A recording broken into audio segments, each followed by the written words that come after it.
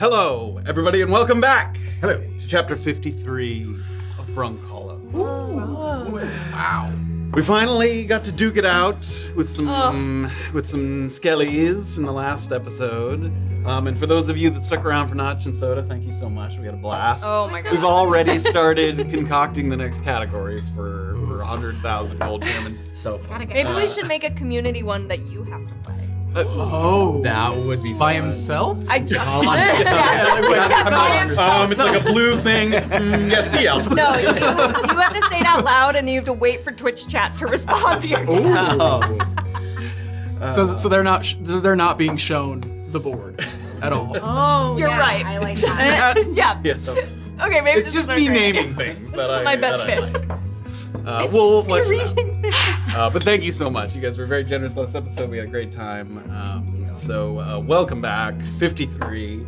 We're going to dive back in. We just pulled Blandry out of the basement. We got a little stank eye from the lady next door through her window. And, Oh my God. and we're on our way to Dr. Blaylock's Say apothecary, something. which I believe Annabel hasn't been there yet, but the rest of the party, not the newcomers, but... I don't think I've been. Has TC not been there? I've met him, but I don't think I've been there. No. Wait, when did I- Morna when fell Morna unconscious and Help bring her?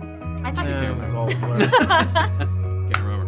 But that's where the party's still underneath. You the might have still Doxley. been underground. Yeah, I think it was Kate and I. But as always, little stuff to get through before we get into the episode itself.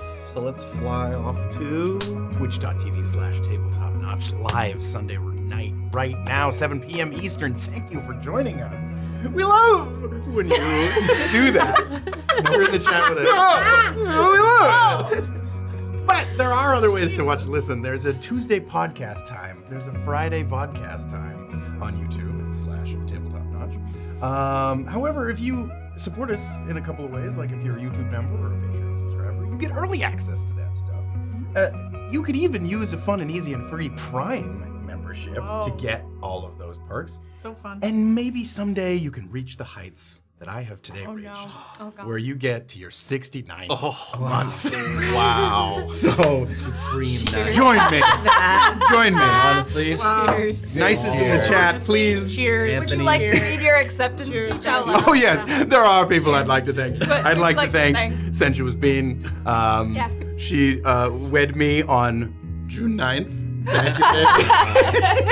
I'd like to thank Mr. Six, Mr. Six, Nine. Mr. Nine, the producers, and everyone here at the table, Cheers. and everyone who has Cheers. been. Yay. It's a big day. Another round? Nice. Does anybody else have a 69? Thank you. No, I'm on my 60th, but I'm getting close. Ooh, very, Oh, I was I'm getting close for very a long close. Speaking of celebrating things, sometimes we have clips that you can celebrate on the internet by liking and sharing and commenting and showing your friends and teeing. We love it when you tee. I like a tea. Do we know what our 69th post we ever made Oh on my social media God. was? It's probably like Somebody- episode 20 or something. Yeah, should like find before reels were even a thing. I remember making wow. clips back in 1:1 ratio. Oh my like God. an old person. Wow. See if I can That come up back with in it the before, day. We were like, we come back vertical from break. content, what's that? Is that when my TV falls on its side? What? Which platform? What was the one we had first? Like Instagram. Instagram? Okay. Yeah, what's our Alright. 69? I'll work Yeah, on it. so I'll go we'll back. find We'll get back find to it. this. Okay. No, we're the gonna other sit thing that inside. we have is I don't think we've released 69 pieces of merch yet. We're not there yet. Aw. God. Can't wait until we have. What is Body what pillow is for sure. yeah? That's It's gonna be the body pillow. You're absolutely right. It's the body pillow. a TC body A pillow. TC body Oh my pillow. crowd favorite. That's everyone is asking. Everyone's asking. Wow. Literally. Yeah. So One when- person asked for it, and we've repeated it every time. There's definitely going to be tentacles. There's oh my god. There are actually a lot of cool things you can get. You can drink out of. You can carry your shit in. You can write your notes in for D&D. You can wear cute little shirts. I don't think we make this anymore, but you know, No, it's- they- It's a different hoodie. Yeah, they They discontinued. discontinued them. But anyway, there's lots of hoodies on there, so get cozy and do your thing. Get the hoodies that are on now before they become legacy, so you get the legacy now. Yeah, that's good. That's If you also have something to celebrate about that is D&D related, you should go to discord.gg/tabletopnotch and visit our homebrew and your own campaign channel. And people are always talking about what they got going on, what they're celebrating, if their characters died, but then celebrating the rebirth of a new character, which is great. So anything D&D celebration related, you should go to there. Speaking of celebration, if you want to watch me celebrate absolutely owning these people in Pyramid, you can go to our Patreon. Excuse, that was a team effort. Recent Notch and Soda. God I don't damn. know, guys. Jordan did dominate. Yeah, She Jordan did dominated really I on believe both Jordan has teams. made it to the finals all I think 4 she times has. we play. Yeah, Jordan's good. With a I different don't think partner there's each a time. record of With that. a different partner each time. Yeah. I think I brought Anthony twice. No, I think twice. I think I invited you to my celebration. How did you Oh, get get- there on your own? This is special. Get wrecked. So the Notch and Absolutely Soda is wrecked. now available if you're a top patron or a YouTube member or a Spotify subscriber. Thank you guys so much. Or Twitch. There's still on Twitch available for you there. Also, celebrate in the inverse of it. We're taking a vacation. I don't know. I was gonna Opposite of a celebration. The opposite of a celebration. In bad news. Bad news. But not really. We're taking a vacation in June, so there's gonna be 2 weekends where there's no tabletop notch. We're just gonna be offline in the real world, which is wild. But June 22nd and 29th, TTN is going to be on vacation, so no streams on those Sundays, and then we'll pick back up on July 6th, I think that date is. But the cool part is we're gonna end on a Notch and Soda before we go on vacation. So We'll do a nice long. yeah, we'll do a nice long night so that you have something to look forward to because you miss us in a couple of weeks. So that's our vacation dates for the summertime, and I think that's all I wanted to say. Yeah, Nice. I think that's the goods. That's the good stuff. So yeah, if you want to thank a couple people, and then we'll get into it. Please do. Pre-enjoy, resubscribe. Just a dude, resubscribe with Prime. TV, DDD 2020, resubscribe with Prime. Saber if you resubscribe. Dubaka resubscribed. Crow Valentine resubscribed. Shiblings resubscribed. Nice McRusted 250 bits, and then 69. Golden Dagger did 1,050 bits. Thank you so much. Lord Lost resubscribed. Told by a Small Bird 10 bits. Tony Toots with a paragraph of text. With an acceptance associated with speech. his- Oh my god. Oh my god. Nice. Alarloon resubscribed with Prime and then did 100 bits, Dubaka 300 bits. Deirdre Manning resubscribed for 60 months. You're so close. Master Dark resubscribed. Defenestration. Defenestration? Defenestration? Whoa. It means getting thrown out a window. I was hoping TC was gonna get to use it at some point. Still And then I can. could explain. I'll still have to explain it to her. Wow, resubscribe with Prime. Damn. Scarface resubscribed. Odovan resubscribed. Nice Across 69 bits. You can't say with us 53 bits. Or Chidyu. Thank you so much for your generosity. 500 All right. bits and then gifted a sub. What kind of a name was Ferrari? Gifted a sub. Thank you all. Wow. Before you drink, I think, with a margin of error here, that the 69th post on Instagram, Oh! the label, because you used to give them labels. I did. With a background. It was life lessons learned from D&D, and it's the classic. Don't put anything in your mouth or your body if you don't know what it is. Wow. Cheers. Iconic. Iconic. So, A delightful romp through 69 on Instagram. And thank you all so much. Incredibly generous. How fitting to be your 69th. Don't put anything in your mouth. Kind of feels like if you don't know what it is. Yes. There's an important If you don't caveat. Yeah, I was identify gonna say. it, put it in your mouth. Yes, put it in your mouth. Or your body.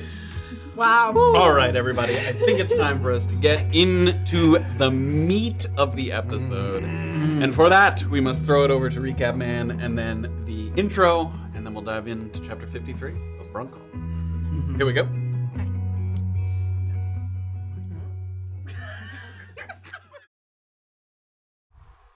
Oh, yep. Previously, on Chapter 52, your bone worst enemy. A plan was made to rally the troops and ready themselves for whatever might manifest in the cellar. But first, TC had a couple of stops to make, including an always unnerving visit to Navo's C&C and a chance to check out what Doxley's discount had bought him at Crenshaw's smithy. On the way to the south side, Val and Lamont were propositioned by a magician, then took some time to themselves to reflect on how far they'd come and how far they were willing to go. Meanwhile, the Tyruns caught up with Fowler Deans, who had a little more light to shed about the timeline of Mr. Beckham and Reverend Bellamy's occupancy. Finally, in the cold isolation of the basement, the ring was returned to Landry's finger, prompting the spirits to present themselves in gigantic skeletal fashion. Despite its suffocating grasp and TC taking a tumble, Annabel aced her shots and Lamont found his footing at the right time to tear the terrifying creature to pieces. If Blaylock can nurse him back to health, what will Landry have to say about the restless dead? And as the party gained some respect for the newcomers, having seen that they won't cower in combat like a pathetic little birthday boy? Stick around and find out on Chapter 53 of Brunkhollow. Speaking of Brunkhollow, take a visit. I want my 4 gold now, by the way.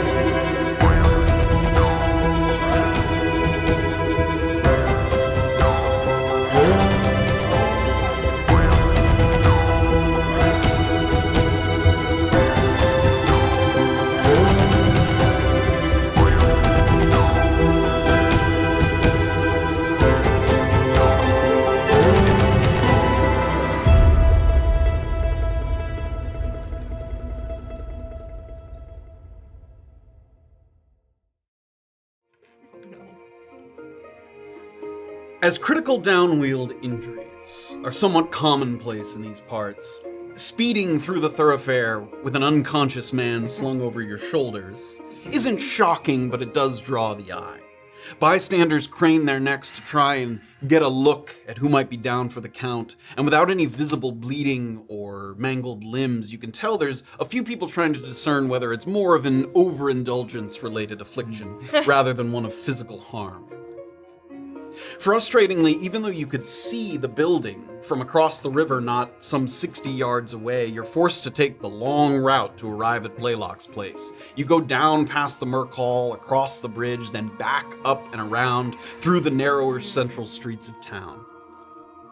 Someone in a semi-inebriated state leaning against the corral of Bernard's boarding sees your hurried approach, and he flings a clod of what looks like horse manure against the nearest window of the apothecary. Doc! Someone's coming! It must not have been treating an ailment, at least not a serious one, because not 2 seconds later the door flies open and there's Graham, his heterochromatic eyes catching the light and his pronounced hunch only adding to your impression that he is incensed. He pivots immediately toward the stables and takes a couple of steps along his porch in that direction, raising a big bulbous finger as he does. I warned you against beckoning me in that manner. You do it again and I'll come out with intent to harm. But Doc, look! And he points in your direction, the inebriated man. And he sees you guys. I hope you heard me all the same. And he comes off his porch and he kind of comes out just a few steps to meet you guys. And he comes up as you guys are moving in, so you're sort of converging here in the thoroughfare, and he immediately starts sort of looking to the obviously unconscious man or sort of in a faded, almost unconscious state. What's the nature of the injury? Spiritual, mostly, I think. Well, I don't know if I'm the place for that, but I'll have a look at him. Now, I see some familiar faces that know the order of things around here. Get him on side, on the table, boots off. This is Lamont. He sort of goes and he lifts from the back a little bit to help you as he kind of gets him inside. With flashes of Morna's collapse at the bottom of the well moving through your mind, you pass into Blaylock's workspace where the herbs dangle down from the rafters like misplaced wind chimes, and he points to a table on the opposite end of the room beside the largest window, which allows for an abundance of light that has already been cleared, and the table has already been cleared off to reveal dozens of stains in varying shades of red depending on their recency. Right here. And it's the same table that you put Morna on some time ago, several days ago. And he immediately starts he touches his chest, sort of waits for the rise and fall, touches up near his neck, puts his sort of ear to his chest, gets closer to his mouth so he can sort of hear the labored breathing of Landry. And everyone's sort of quietly standing around as he does sort of a preliminary examination here. Well, at a glance, I don't see anything external that needs dressing. And for a man hovering on the edge of consciousness, his heartbeat and breathing are surprisingly strong. This doesn't look like something a potion of healing ought to bring round.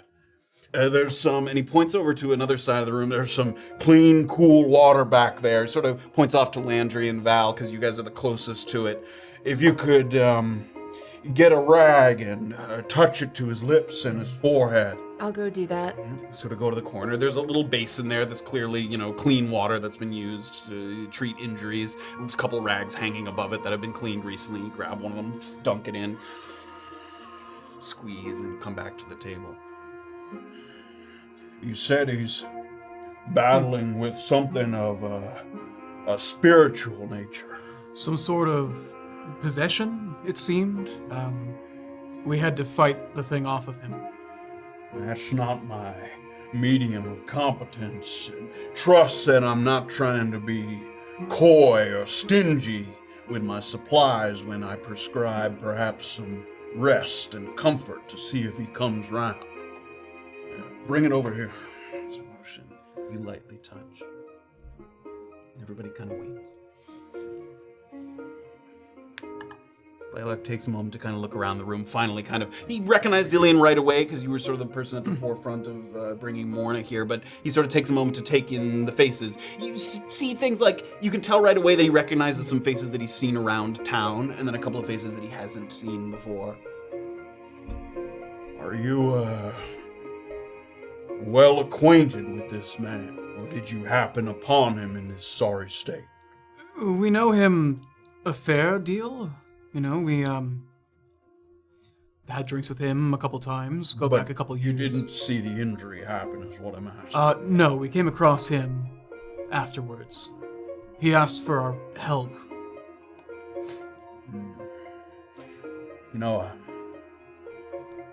A point of familiarity might settle his mind some. A possession of his placed in his hand, a passage of text, names, places, even just a fond memory whispered in the ear. I have this piece of paper. It's a scrap. It was in his hand. Maybe I'll... You remember that? Do you think that prayer would be alarming for him to hear right now, or do you think it... No, I think it would comfort him. Does anyone in here object to the speaking of a prayer? Annabelle's gonna be kind of hovering by the door, just sort of she's not hiding herself, but she also doesn't necessarily want to get Blaylock involved. Definitely. It's also, the room is not huge. It's easy to just fall to the back of the crowd without it being I'm obviously hiding. Just making sure you're not kind of up at the hover forefront. towards the back. Yeah. Doxley will feel that and kind of step in front of her a little bit. Please. Regale us. In dark there's light. Call out, they'll guide you. In fear there's love, worship to remind you. The gods are near. Whisper, they'll hear your praises and reward you. Prove them your faith. The gods will show the way. And at that, there's again sort of a little stir in Landry. Just sort of hearing some words that likely he's heard many, many times before. A little spark of recognition there. I think I'll just sit kind of near him if there's a stool or anything. Sure, yeah, there's a couple of Kinda random nearby. chairs through. Just say, Landry, it's Andre and Val. We got you out of there. You take whatever time you need. You're in a safe spot now. You just, whenever you're ready, we'd love to talk to you. I'm gonna start brewing up some rad root tea. It has a bit of a revitalizing effect. Everybody give me nature checks, just to see if that sort of rings a bell to you. 12. 13. 10. 10. 10. 17. Okay, Val, you've heard of this before. I would say, actually, in some of your training, it was probably used by some of the some of the other students. It's a stimulant, and it's kind of like not as strong smelling salts. It gives a little jolt to the body, just like it's intense, and it sort of perks you up. Like athletes and acrobats and people, they use that before something to sort of give themselves a little jolt of buzz. It's sort of something between smelling salts and coffee, not quite as strong as smelling salts, but yeah, it gives you a little sort of energizing jolt. What was it called again? Rad root tea, RADROOT. Now, when it's brought to a boil, if he's not yet capable of drinking it, we'll prop him up a bit and we'll hold it under his nose. Now, is there a person or two that could sit with him for a spell? I can do that. Yes, I've got nothing better to do. Excellent. I don't mean to leave. There's a wagon set to come in any moment at Narvos C&C. It has on it some supplies that I put in a request for. And some of it's some herbs that need to be stored in a cool, dry place. I don't want those boxes sitting out in the sun any longer than they need to. Can I trust you to keep watch and to keep your hands to yourselves? No offense intended. Yes, absolutely. Thank you for doing this. I shouldn't be long, but if he springs up, if he's having trouble breathing, or if he bleeds from anywhere, I'm just across the way at the courier's. You need help with those boxes? Shouldn't be much. It should be small. All right. I'll be right back. It shouldn't be more than 10, 15 minutes. Maybe less. Thank you. He gets over to the door, he sort of opens it up, and you can tell he's not suspicious of you, but he sort of glances up at the rafters, all his little herbs hanging, just to sort of make note of what's there, so that when he comes back and there's things missing, he might notice, but he closes the door behind him, leaving you guys inside here. How did I know you were going to offer that? Well, I can't say it was from an amazing place. I've been hoping to get something about herbs or plants, even though he didn't really have a book on that before, but if I thought maybe I helped him, he would be more likely to lend me something on herbs. So, Is knowledge or a fistful? or a book or a manual or something. I don't know. Just some knowledge. It's probably cheap. His knowledge? Yeah. Yeah. We'd have more time to talk about it if I was helping lift boxes. Yeah, anyways. He's not just, does he look like a man who knows very much? Yeah. I might, unless you want us to stick around with you guys. Or did you want to talk about what we just went through, actually? Sorry, I kind of brushed over all that. Did you have other plans that you needed to get to? No, I just don't know if I want to sit here. Wow. All right. Aside from talking with you guys, if we have something to talk about, then I will. But are you guys doing okay Well, after that? I'm... You know how often you fight? It's not the worst I've been through. I didn't end up getting the worst of it. Seems like you two really ended up getting the brunt. Yeah, mostly TC. Way to stick it out, TC. That was an excellent shot. It was the calming hand administering to the lips that gave me such a arousal. You have such a way with words, it makes me so warm, TC. Are you a poet? No. But thank you. No. Pity. Well, I would be fine if you have other things you'd rather do. Seems like we're mostly just waiting for Landry to come to anyways. What time is it about? 5 o'clock? I have maybe an errand to run that might give us some more information on Bellamy. I know when Landry wakes, he might tell us. I think we're all interested. For one, Perhaps- would love to know what he knows. I could run that errand while y'all sit here, and we can reconvene. We're all staying at the Paramount, right? Yes, we just got rooms. Val, is there anything you want out of this, or?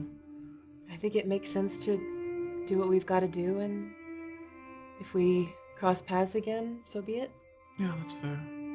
Just, we're not going anywhere, I suppose. Okay, well, I do hope we cross paths again, since I think all roads lead to Our interests are aligned. Bellamy, and y'all were great in a scrap. I like to think you thought we were pretty good in a scrap as well. I believe Bellamy's gonna be out in the downfield, and that's pretty dangerous. You think he's just out and about out there? I have a small lead. I'll find out where he might be, but yeah, I think he might be out there. Okay, well, if we could pinpoint him, that'd be fantastic. That's what I hope to do. Before we split up, this is the silliest question I've ever asked in my life. What did the pile of bones mean when it said it was supposed to be me? That's something I would love to ask Landry when he wakes up. Yeah. We weren't counting on bones. This entire situation has been a twist that I did not anticipate. Did you all fill them in on what Fowler told us? The homeowner? Didn't we relay that I can't as we remember. walked over? Did we? I thought we did. We told you about that? Yeah, that in fact, well, What, we the- were lying the on timeline? Fowler. and No. He said that, yeah, but Fowler had given them the information. We already talked about that. We didn't? I don't know. Anyway, what are we talking Hold about? on, I'll be more specific. Fowler Did we said tell- a couple of days ago, Bellamy showed up yes. after being told he wasn't supposed to be there. You guys, we told you this, did we not? I believe so. Yeah. Well, Okay, if not, so do Doxley hits all the key Yeah. ideas one more time. Oh, wonderful to know. This is a refresher. So we're all on the same page. If anything's left Be out. sure. Yeah. Okay. Well, that sounds about right. Landry said that he was here because we had heard that something was happening in that basement, and that he heard Bellamy might be behind it. So that all tracks. Unfortunately, we don't have a lot of specifics due to the whole possession situation. Right. Yeah. All right, so. Okay. That is to say, I believe it would behoove all of us to find this Bellamy, and it would probably be best to work together, not at odds. On the subject of working together and not at odds, it's probably important to disclose that we would like to talk to Bellamy. So Yes, if it's, there's potential to do that, that's what we'll be aiming to do. it is rather important that we are able to have a conversation with him. Yes. Okay. A conversation and perhaps negotiations. So long as you're prepared to maybe accept that this may not be the same man that you know from back home. His disposition may be drastically different. Well, candidly, I was never too close nor fond of Bellamy. So if you didn't like him then, you must like him Yeah. now. That's what you're saying. A whole new personality sounds fantastic to me. No, it's we rarely spoke. It's less. Yes, it's. I won't be nearly as torn up if he's possessed by some strange creature as I am with Landry. But if there's potential to negotiate, we will be negotiating. Yes. If it's not too personal to pry, why do you need to speak with him? Why? That's actually a pretty personal question, but are you willing to let us in on that if we're all gonna work together?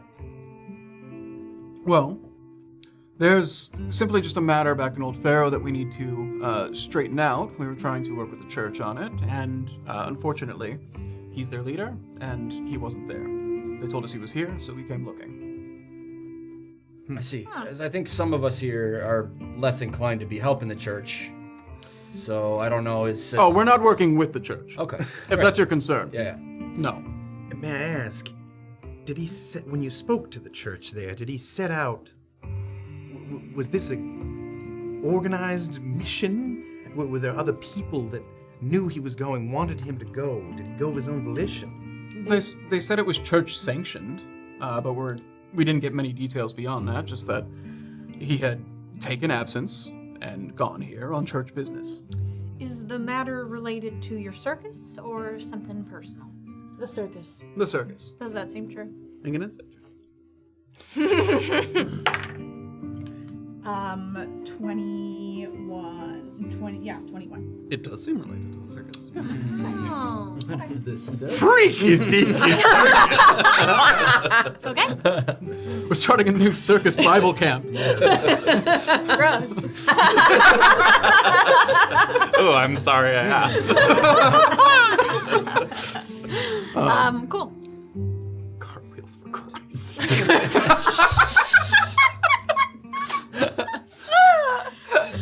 Silly Christian. Silly Christ. Silly Christians. Okay. So, I guess we'll see you when we see you. Yeah. Yeah. Maybe we'll try to find out what we can. Or Annabel has this lead, and we can maybe link up in the morning or something and start our expedition then. How about we reconvene this evening at the Paramount? Or as soon as he wakes up and you're able to talk to him. I'd love to hear it sooner rather than later. Yes, I mean, we'll be here at least until he wakes up, and then... How close am I to him? To Landry? Yeah. 5 feet? Less than. Give him a little. You ready? Again, like he's like twitching a little and stirring, but he doesn't respond specifically to that. He's not like, Rest.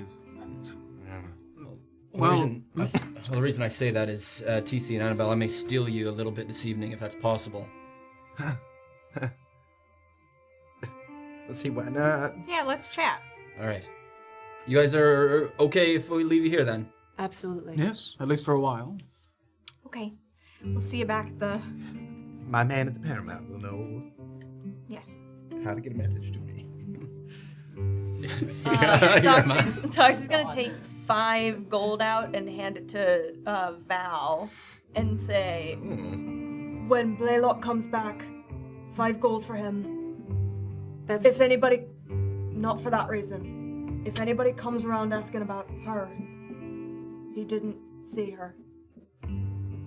Folks not a part of this town are looking for her and doing harm to her. If you could relay that, I'd be grateful. you don't need to give me 5 gold for that. But I might need to give Blaylock 5 gold. That wasn't for you. You can take one if you But want. it's good to know where you stand Got on that it. matter. As long as 3 or 4 make it to Blaylock. I'm sure that... 1 gold for Blaylock. Yeah. Blaylock was very honorable. He didn't ask for anything. In fact, I made him pay me. Right. Shall we? Yeah. All right. Cheers. Doxley will open the door for our companions. Head out. Door closes. We're gonna stay inside for a moment. You listen to the door close. You listen to some footsteps sort of on the porch. And get further into the thoroughfare. Was there something else? Sorry. I didn't realize he was going as well. We're all gonna go. Oh. Did you want to grab me on the way out? I Did got you close wanna to him. I was maybe the last one. I CC could've been the will last one. actually literally grab him on the way out and use a hand of healing real quick. Oh. Aww. Wow. I thought it was juicier than that. Ooh, on the way out the door. Ooh. Hand of squealing. That's 9 for you. Ooh. It's a max roll. A noise escapes teeth. Doxley's watching people leave and just... Ooh. Sorry, I just got a chill. Val looks a little bit uncomfortable, but you know. It was like weirdly like a little bit like a pressure point pinch that kind of just like woke you up a little bit. Like it sort of got a little energy back. Just a thanks. You're welcome. She's like, I regret that already. 9 Hand of harm. 9? I'll take Yes, those back. 9 right? HP? 9 Yes, true 9. HP, not yeah, 10? 9 true HP. Great. Nice. So after the door closes, and you sort of listen to the footsteps get further and further away. Some of the din of the thoroughfare, still, muffled voices from outside. find a spot to sit. Pull another stool over.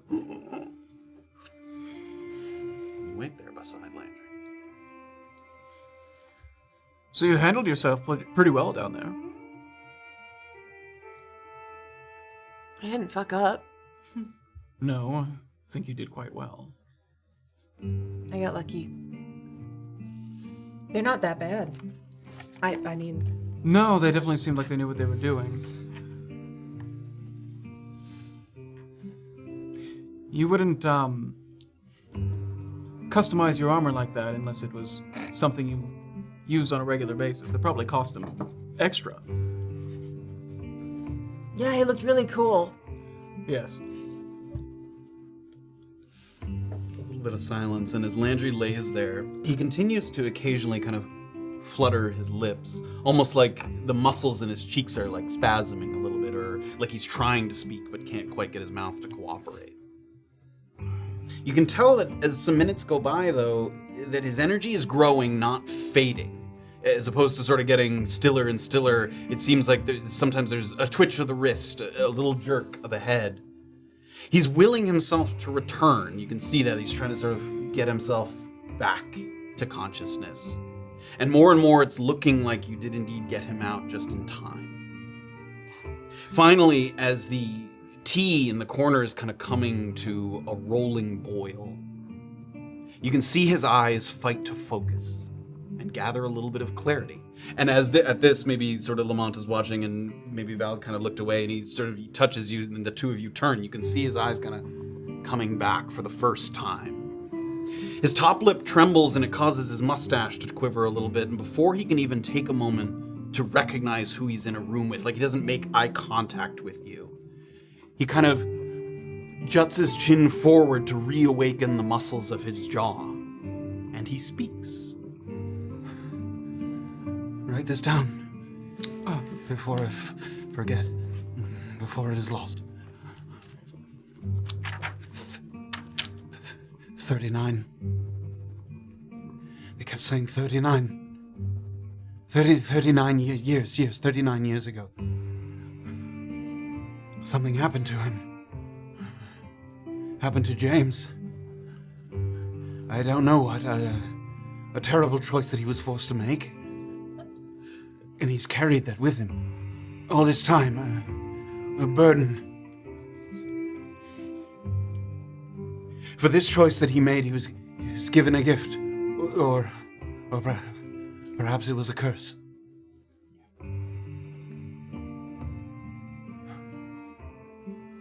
Resurrection. Life after death. A magic so long forgotten that the word feels foreign on the lips. Within the cusp where the divine no longer dampens the voices of the dead, the spirits haunted him, haunted James. They harassed him. They did not understand why this gift was given to him. It was unfair. It was unjust. They resented him for it. On his first night in Brunkhollow, he was alone for the first time in Mr. Dean's basement. He began to pray. An act so offensive, they came to the cellar in number to challenge him, but they could not kill him. If they did, the gift would be gone. It would be lost. And more than they wanted him to suffer, they wanted what he had. But they did not know how to take it from him. Their longing, their disgust, their helplessness, these are feelings that anchored them to this place. And with that, Landry lifts his head fully off the table for the first time, and he props himself up on one elbow. And he leans to the side.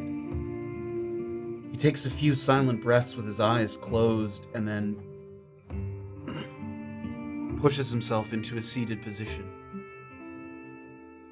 And when he next looks at you, it's like a grandparent setting eyes on a grandchild for the first time in years, marveling at how much you've grown.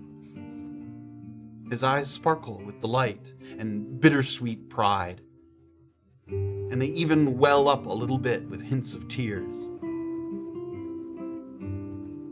I could hear your voices. I recognized Lamont right away, even as I felt so far from you. The voice that could fill an auditorium, a theater, a coliseum. It was like I was in a dark room, unable to find a way out.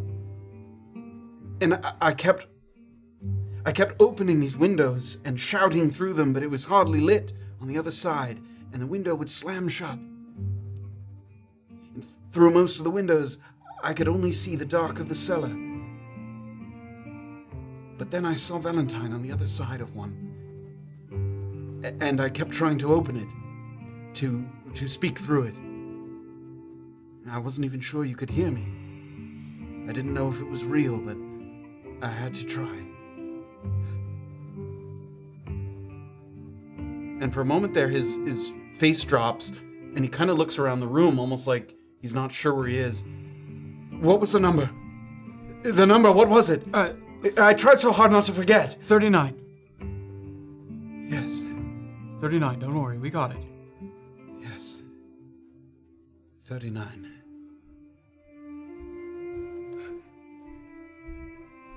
Thank you. For everything. How are you feeling? Do you need food, drink? The tea. I'll get the tea. Yes. I am quite hungry. Well, but I can wait a moment. Okay. I apologize for the state in which you found me. I am usually better mannered than this. Well, I wouldn't make a habit of this, but we'll let it slide this time. You're in Brunkhollow, I hope. Yes. No, I hope in the sense that I am still in Brunkhollow. You are, yes. Good. We're at Blaylock's, the doctors. Yes, I know the name. What brings you here? I know what I was doing down there, but what could have possibly brought you to that cursed basement? Well, we were looking for you, and we were told that you had rented the basement out, so we went looking for you, and we found you like that. You came to Brunkhollow looking for me. And Val kind of comes back with the tea there, which, thank you. Well, looking for you and also looking for Bellamy. We need to speak with him, and we'd heard that he came here as well, so... Why are you looking for Bellamy? There's some trouble back in Old Pharaoh. See, It requires his attention. came to seek a company with James. Well, this must have been a whirlwind visit to Brunkhollow for you thus far. Yes. It's been a wild couple hours. I fear it's not going to get any less complicated. Yes, So you were suspecting that something was going on with Bellamy, that's why you went down there. Yes. A little more, please. I'll start from the beginning. Yes, please. I came to Brunkhollow just over 2 weeks ago. 16 days, unless my perception of time's been twisted. I wanted to see it with my own eyes. As a missionary, I think I harbored fewer prejudices about what this place is compared to most people in positions of power at the church. I've seen despair, anger, blasphemies, big and small. I've seen communities that made me feel far less safe than I felt in Brunkhollow. And here, as with those places, I sought only to understand, to meet its people, to hear their stories, to know why they turned to the gods or away from them. I also thought that I could perhaps offer comfort and counsel to those at the prison at Fort Contrition. I spent a good deal of time in Little Hollow, the town that surrounds it. I spoke to some of the condemned there. But I wasn't able to help as much as I hoped. The ranking clergy was a man named Chaplain Lawrence, who was rather protective of his post. I tried to assure him I wasn't trying to steal his position, but he was having none of me. I wanted to make his rounds alone, and we did not seem to connect on a personal or a spiritual level. I was in Brunkhollow for 3 days, and then I was in Little Hollow for maybe 10 or 11. A couple of days ago, I was called upon by Warden Origander. He's the head of the prison. I was called upon to attend a meeting. Chaplain Lawrence was unavailable for some reason, and they were looking for religious counsel. When I got there, it was strange, to be honest. They had me sitting in the next room over, with the door ajar so I could listen on a meeting they were having. Evidently, they did not want the man to know that I was there. They just wanted my objective assessment based on what I'd heard. I recognized his voice. And when they said his name was Mr. Deans, I recalled actually that we had crossed paths some time ago. I was on a mission to Esper, just north of Vancourt. He attended a series of prayer meetings that was held, and I remember he was a very active participant, an appetite for the gods, Mr. Deans has. Anyway, he apparently had some spiritual troubles in his cellar in Brunkhollow. They spoke of a preacher that was meant to occupy it for the foreseeable future, but there had been some complications or miscommunications to that end, possibly some kind of illness involved. The warden was displeased because they'd called off the arrangement for the preacher, but Mr. Deans had allowed someone to stay down there anyway without their approval or vetting. And even before they spoke his name, I could tell by the way that they talked about him that it was James. I'll admit I wasn't entirely forthright when I later consulted and counseled the warden. The room was a bit contentious. I could see that tempers were high, they were flaring. I said that I knew of Reverend Bellamy, that I'd heard his name, but I didn't say that I actually knew him quite well, which is, as you know, a bit closer to the truth. After that, I returned to Brunkhollow and I did a bit of investigating of my own. I cannot stress how thoroughly devastated I was to learn that shortly after James spent his evening in Mr. Dean's cellar, he was shot and killed at a local tavern. That news had not yet made it to Little Hollow. His body was tossed unceremoniously into the river. A vulgar and not a lot of love for a man of God in Brunkhollow. I sought out Mr. Deans, and I convinced him to rent the basement to me. But partially to understand the spirit's unrest, but also to possibly learn more about James. Why he'd come, even though the arrangement had been called off, and why he left so abruptly. Why he did what he did at the music box. That's the tavern. I don't know how well acquainted you are. And the rest, I suppose you already know. And then you found me.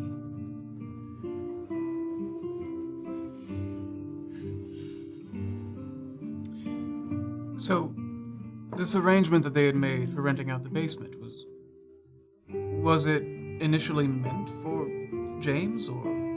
I believe it was, yes. It was. I was not part of those negotiations, but my understanding from overhearing what Warden Origander and Mr. Dean spoke of, that this had been arranged, or at least posited some time ago, several weeks, that they'd at least made contact with James in Old Pharaoh. Did they happen to say why they rented out this basement instead of just putting him up at the Paramount or something similar? Yes.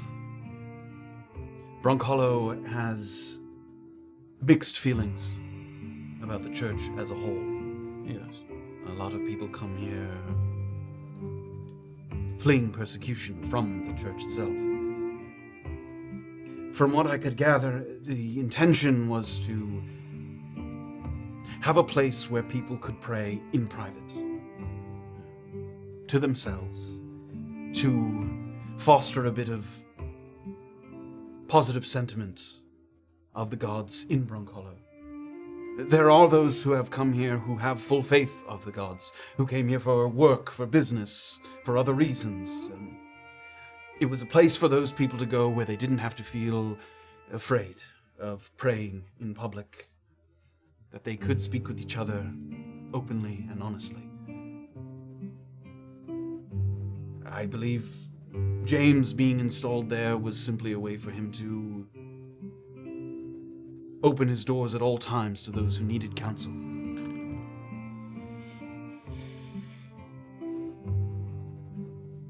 Landry, when you got to the basement, do you remember what you did? Yes. When I spoke to you through the window, like I said, could you hear me? Yes. You must have. You got the ring. Yes. I came down there to try and communicate with the spirits. I was trying to piece together exactly what happened when Bellamy was there, the night that he spent, what I'd heard from the warden about the poltergeists in the basement that one of his captains had brought someone down there and they were attacked at some point. I tried to speak to the spirits and I took every precaution that I could. I had my ring, which has some measure of protection. I brought bones with me from the cemetery. Bones that were bestowed to me by the woman there, Miss Sorrel, who I understand keeps watch over the Brunkhollow cemetery. I thought that a physical manifestation of other deceased would make them feel more at ease that we were not intruding on their space. But as I'm sure you've learned, and as I told you, the lack of ring, before I could explain, they were upon me, and it felt as if they were trying to pull me from my body. And I was not able to explain why I was there until you put the ring back. And in that short interval, I tried to get what I could. 39 years ago. Why do the years matter? I tried to hang on to whatever small detail I could, so that if I ever saw James again, I could ask him about it. So they didn't mention what it was that happened 39 years ago then? Just that something happened? Only, like I said, that he'd been given a gift. Well, they called it a gift.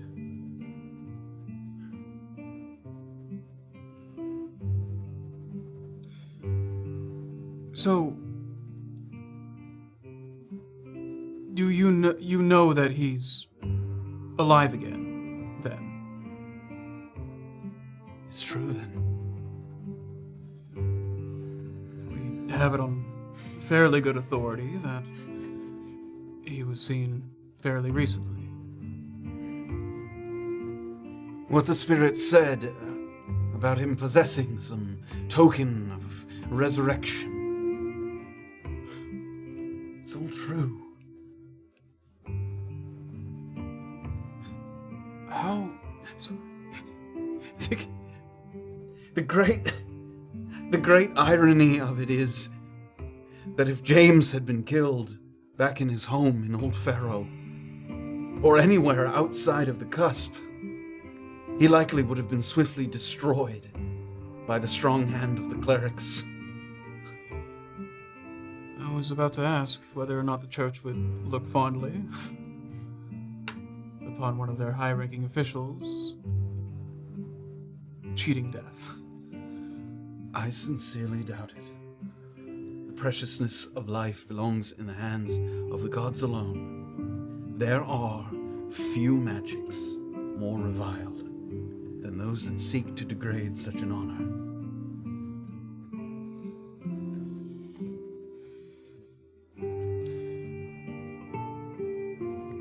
Do you think Bellamy can be trusted at this point, or do you think...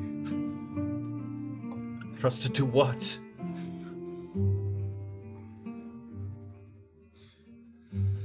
Is there any chance that he goes back to the life that he had before this?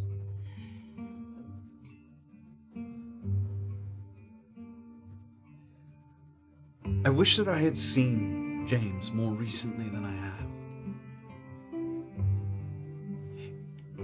If all of this is true, I believe that James has been carrying a great burden for many years. And I believe that has been weighing on him.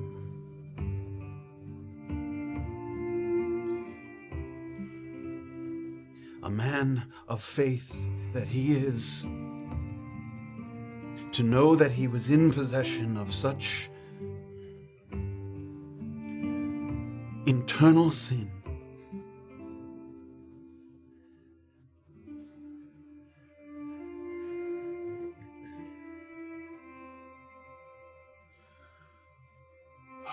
Well, this is not what I thought we were going to find.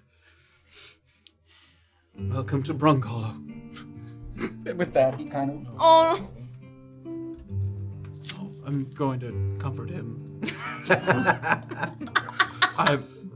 It's very sincere. Please don't laugh. you said it in your character. I feel terrible. Oh, that is pretty fun. I'm sorry.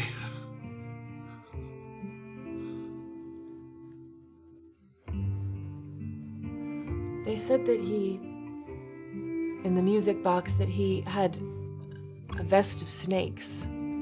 Poisonous snakes. They killed people. I heard the same. Do you think maybe he wanted to die?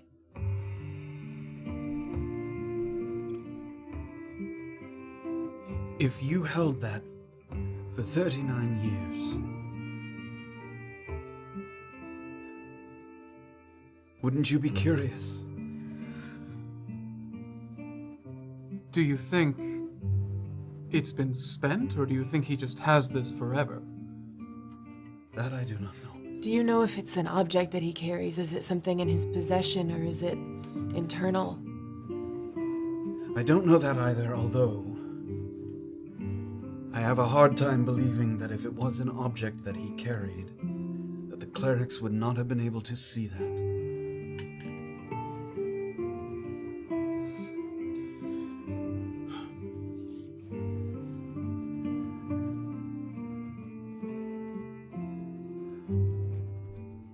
Perhaps, just so I'm not talking about myself, you could tell me a little more about what you need from James. For I fear that it is possible he will not be able to give it to you.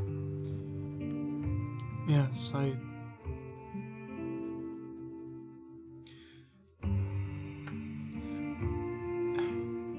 just going to look at Val. Just check in. I don't know, Monty. I don't know. It's your call.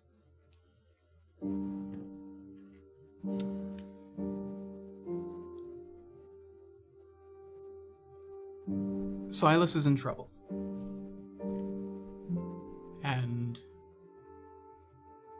we need to get him somewhere where he won't be in trouble anymore. Silas. Yes. The boy who joined us. Yes, I remember the boy. Better than remembering the boy, I remember you speaking of him. A new addition to the troop, relatively speaking. Yes. When I last saw your show in Kettlefield, I think it was, he wasn't performing stunts. He was running around, leading animals, changing sets, that kind of thing. Yes, he's been a very enthusiastic helper for some time. But we've been mentoring him, training him. He performed in Old Pharaoh. And things went wrong. He fell. And it appears that he had some sort of latent ability that we weren't quite aware of.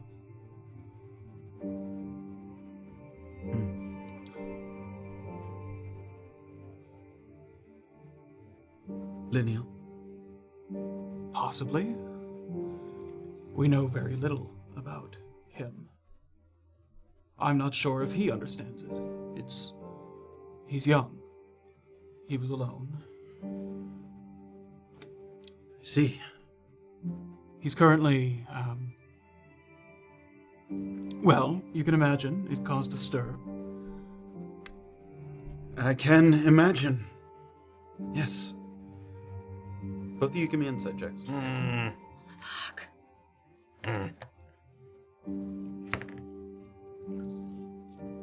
8. 9. TC's been like in the corner the whole time. And so, the church has him, and that's why you seek an audience with James. Not yet. However, they're looking for him. And we're afraid they're not going to be terribly curious as to whether this is lineal, whether this is something he has control of. All we'd like is to have the curfew lifted and be able to take him somewhere where we can find out. Bellamy, shut the town down. You can't leave. You can't come in without being checked. Yes. A moral curfew. Yes. I can't even recall the last time that was enacted. At least, not in Old Pharaoh. It's an awfully big place to put such a tight leash on. James is not one to take lightly the safety of his citizens. Yes. And I do not envy those in Old Pharaoh. A frenzy they must be in, leaderless, and unable to lift the curfew without his approval. Yeah, so that's what we're trying to arrange. Strangely enough, he left as soon as the curfew was put in place, so there was no chance to talk to him about it. We thought maybe the reason he came here was because of the curfew, although this seems to be unrelated. I heard no such thing. I have no inclination from what I gathered from Mr. Origander that this was related to the curfew. Why would he come to Brunkhollow? We're not sure. No, I mean, you thought it was related to the curfew, perhaps. In what way would that be related? It just seemed odd that he left so soon timing after. of it. Just the timing. The fact that we went the next morning and he was already gone. It's strange enough that he was going to Brunkhollow. Yes. A complicated thing to admit to a man of the church that the child is of magic. You must be desperate to ask my help. I'm just trying to figure out how to handle this without any bloodshed, without crossing any boundaries, and without putting a child in harm's way. Give me a persuasion check. Not this one. No, not that one. That is a dirty 20. Nice. I am very sorry. I know you both care very deeply for your fellow performers in the troupe.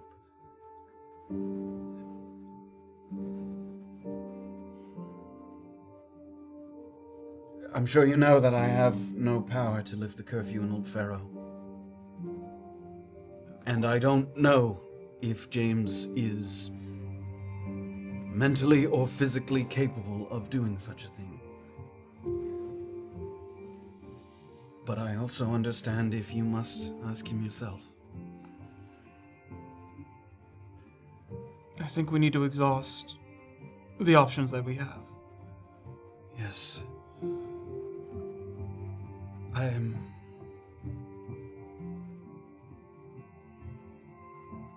I have a thought.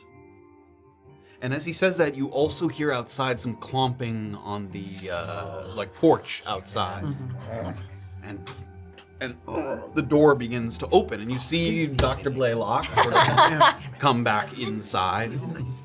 Perhaps we could speak more after I've had some time to freshen up. Yes, My absolutely. mind is a little muddied. I fear I smell of stale perspiration. Drink and a bite to eat somewhere. The music box, perhaps. Yes. Seems fine with me. The last time a man of the church showed up there, it went well. Yes.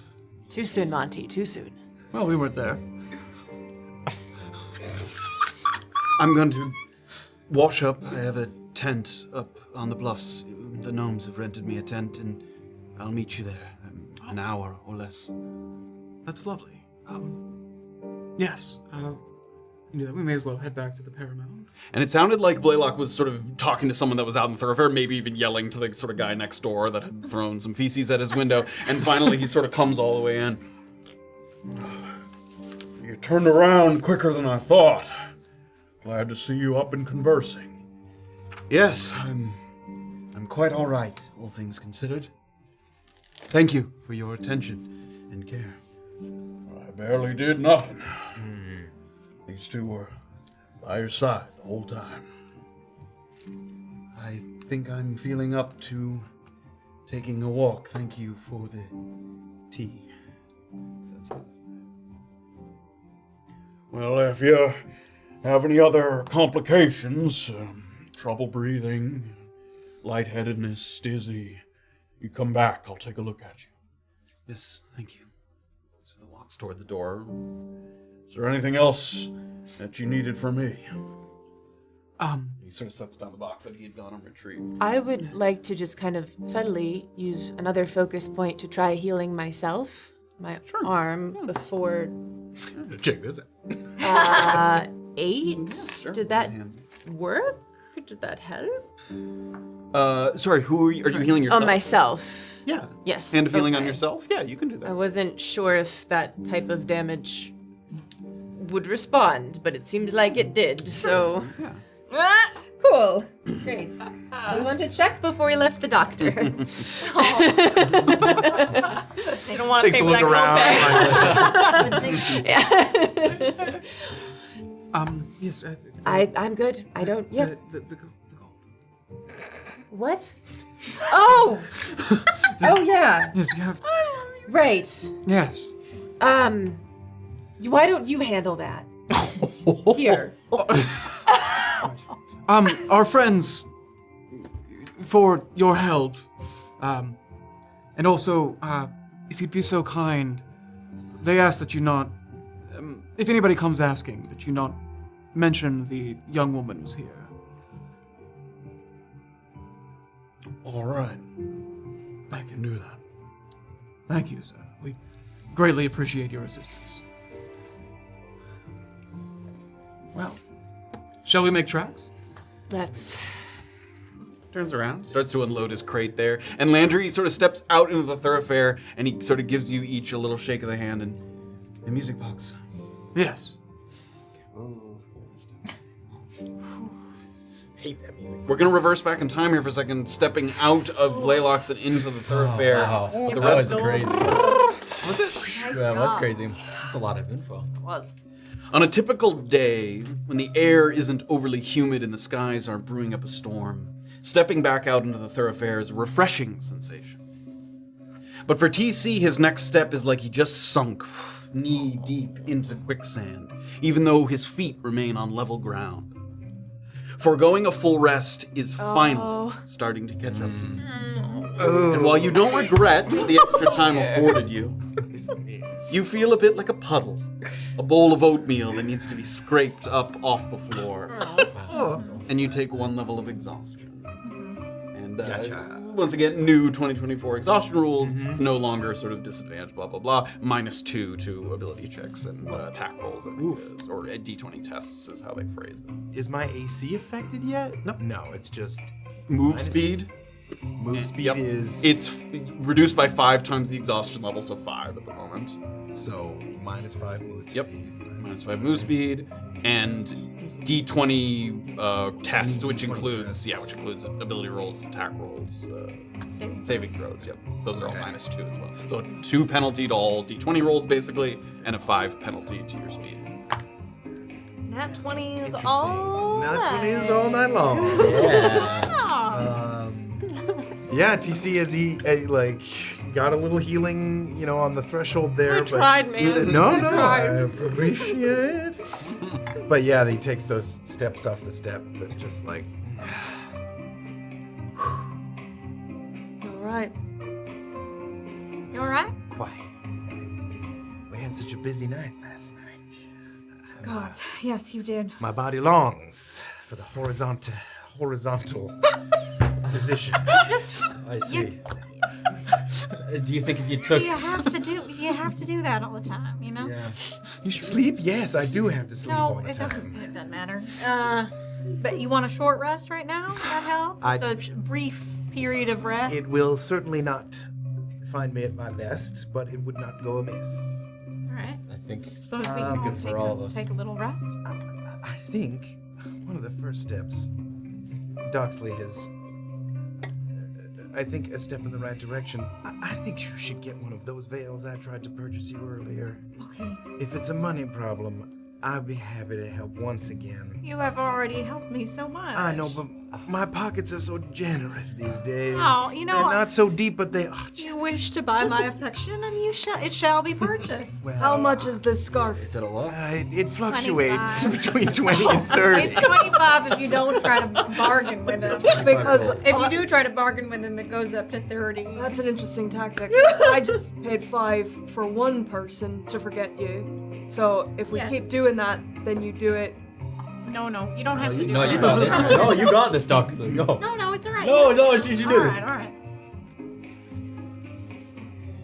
Okay, it's alright. It's okay. Huge. You're close, think- not quite, but that's alright. I think the For point is that a down payment of between 20 and 30 will be helpful Yes, for that's you fine. I will. and us by I will proxy. do it. I'm good with that. Yes, So wait, do you need gold? I do. Yes. Got it. Why don't we just all pitch in a little bit? Great. Here's 10 gold. Here's 10 Oh gold. goodness, thank you. Yep. 10 from each of us in case the price is 30. How about that? In case All he right, remembers thanks. Wow, how Okay. did you manage that, Annabel? Magical what you just did. Someone walking by is like, here's 10 gold. And you see everybody doing it. The cleric did it. Don't say those two words in the same fucking sentence, Casey. Slip of the tongue. I told you, I'm not at my peak at the moment. As you look around, it's late enough in the day at this point that foot traffic is picked up a little bit. Not just from the displaced drunks that are still planning their next steps after the dissolution of EOD. People are coming in from their digs. They're coming back from the best fishing spots. They're returning from their hunts. The day's take is in tow, whether it's wheelbarrows, wagons, buckets, backpacks. And in the distance, you can see people starting to dismantle their stalls at the open market. Sort of that always goes away in the evening, and they set up that kind of little fire space, and then it comes back again in the next morning. There's a lot to take in, and prioritization, you feel, is paramount here. And not paramount as in the lodgings, though a bed does sound quite nice right about now. But paramount is in making some decisions about which leads to follow, and which threads need to be left behind for now, or at least temporarily put aside. To that point, you envy the citizens as they swirl around you that get to look up at the darkening sky and decide that they're done for the day, that they'll just pick it up tomorrow. A luxury, even if they don't realize it. So you step away from the docks a little bit more toward the center of town, but I'll let you decide where you're headed. So, please. No. I can run and try to grab that. Oh, sure. I was gonna go and talk to Daphne. I was told she might have some information on the downwheel. We could maybe figure out where Bellamy is. I am itching to go to that place. So we have Oh, To the. perfect. To the Mercall. Yeah. Mercall. Yeah. Very well. All right. It's their prisoner, the goblin prisoner. Quietly. That may know about the cave on the lake. There may be another statue there, and we just don't know. Oh. If he's We know still of alive. someone or something that's there. A cave on the lake. Exactly. Yes. One of the places we saw. Castle. Yes. So there's a goblin who's possibly got I knowledge. speak Goblin. Yeah, Reese Pluck is his name. Reese Pluck. Reese Pluck. All We right. think? There's also a friend. Well, I know. All right, okay. There's I have a note about it. Oh, no. And I know Reese Daphne was looking to Pluck. possibly just do away with him, Oh. get rid of him. All right. Well, So- Go, I guess we'll go see get if your it- scarf. I'll go. Yeah, I'll go yeah, get quick. some. Round it up, I'll go get it. and we'll head there. Is that all right? Yeah. Yep. I'll start. I'll meet you on the bridge. I'll go to the thing. Great. So you guys are all headed to the Mercall except Yeah. for Annabel at the moment. Great.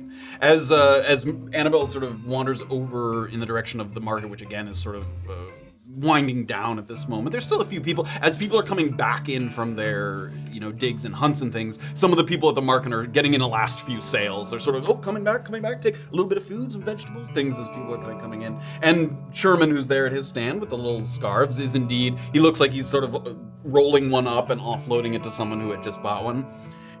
You enjoy that. Excuse me, sir. The one of those. Sorry, my companion earlier is a huge pain in the ass. I assume you remember me based on the look on your face. I do. Could I get one of those scarves? I'm willing to pay full price for it. 25. Let me see. If I got any left. Sure, yeah. I'm sure it sold pretty well. He opens up a little box that he had, and there's like 8 or 9 scarves in Yeah. Stock's looking pretty low. Oh my god. God damn it. You must have started off with a great many.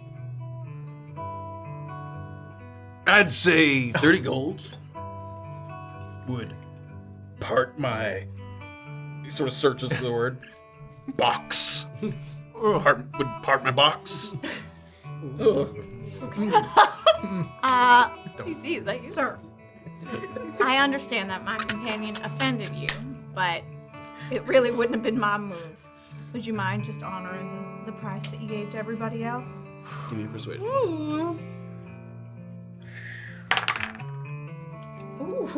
Ooh, dirty 20. It's a good day for persuasion. And I'll give him a little. No. Good. Good for you. I suppose, given that I'm trying to offload stock here at the end of the day, you can have it for a discount of 25. That is awful generous of you. And I'll give him the 25 gold. You got a color preference? Oh God. It comes in like different pastel colors, basically. There's white ones as well. It's like white and Oh, other you got pastel. pink? I do. I would love that. My bestseller. He takes out an Etter cap hooded scarf. The wearer, when you have it on, has advantage on saving throws made against extreme heat, which is like because it is like keeps your head and face shaded. But you do suffer a -5 penalty to your passive perception because it's a little sort of obscured. Okay. While wearing the scarf, creatures have disadvantage on perception checks made to recognize you based on facial features alone. Bingo. Great. Hell yeah. Thank you. And you look hot. I look super hot. Okay, cool. Super. Have a lovely evening. Cheers. Hey. And I will head off. I better not see that scarf on that friend of yours. Gods, no. This color wouldn't suit him at all. I got pink on purpose, so it would be mine. He wouldn't try to steal it. Good day to you. Starts to clean up his station. Was there anything as you guys were sort of heading over the bridge there briefly? Annabelle didn't take long. As you look over your shoulder, you can kind of see her catching up, but if there was a brief thing before she sort of... Go ahead. Nope. No, mine was a D&D thing. Oh, go ahead then, and then I'll repeat. Just that, yeah. If it was that quick, I want to maybe keep it a few extra glances back to see if anybody has taken interest in her. Okay, give me a perception check. Yeah. Good thinking. 24. Nice. You feel like at this point in the day when things are pretty busy in the thoroughfare that people are pretty consumed in their own business. You don't note any There's not like long glances or lurking things. Yes, she's blending into the crowd because there's a decent one. On days or at times of the day when there's less people might get a better look at her, but right now the throngs of the crowds you can get lost in them fairly easily, so that's not difficult to do. Cool. Illien, could you give us a step? Oh, sure. You want me to step ahead or step behind? Ahead is fine. Great, I'll see you on the bridge. All right, I'm jogging forward. As he gets some distance on us, we'll walk side by side. Do you get motion sick, TC? I thought I handled that bumpy carriage ride as well as the rest, didn't I? You'll see Doxley reach into her pocket, and on the hand that's closest to yours, you're gonna feel on the palm some kind of soft, glass almost, and she'll just kind of let you grab on it. It's like a deep blue color. That shard of glass will get you onto any boat in Soulscar Bay and out to a new life. If you choose it.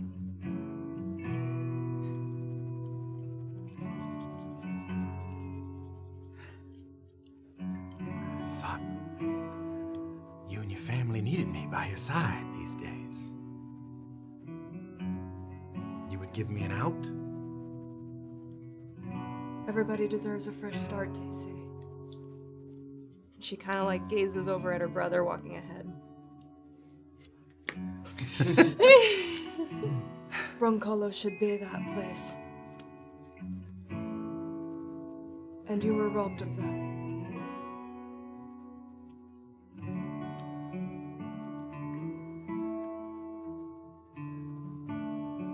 Under extreme circumstances. Thank you. Don't get me wrong. If you stay, Annabel had some suggestions for how I should handle my hate around you.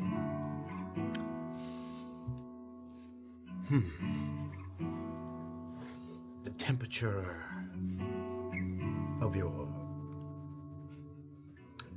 I'll just stop. It seems that people prefer when I don't just go on. Every sentence that comes out of your mouth, TC, is an adventure. Please don't rob me of them.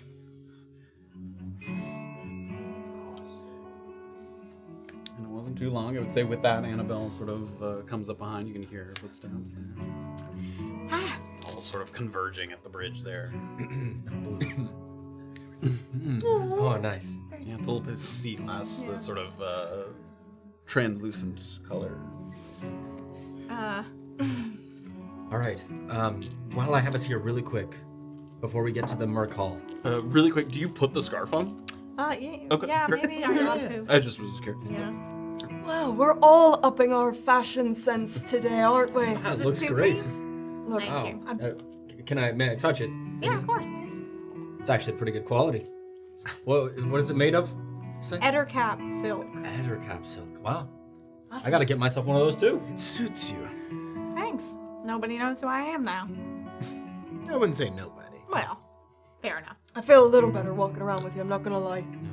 Well, Illien it was doesn't always full- shouting like, my if you- name on the street. That's It true, happened we need one to cut that out time. of it. One time. If you're up close, you can still see your face. Like, it's a little shimmery. It's like, if you're like at this distance from Jordan to Anthony there, you could still make out your face. But as you start to get further, because of the way it kind of moves, like it obscures the features of your face. So yeah, you have to be up pretty close to be able to sort of cleanly see who's underneath it. I doubt that there are leagues of people hunting for the church right now, or the prison right now, but I think today we're probably all right, but maybe as things go on, we'll see more clinkers about. I think they may be occupied for a little. or just prying eyes in general, as I said. Yes. Is he clocked? I would just say that I appreciate you warning them off, but I would have preferred maybe they didn't know nobody was looking for me.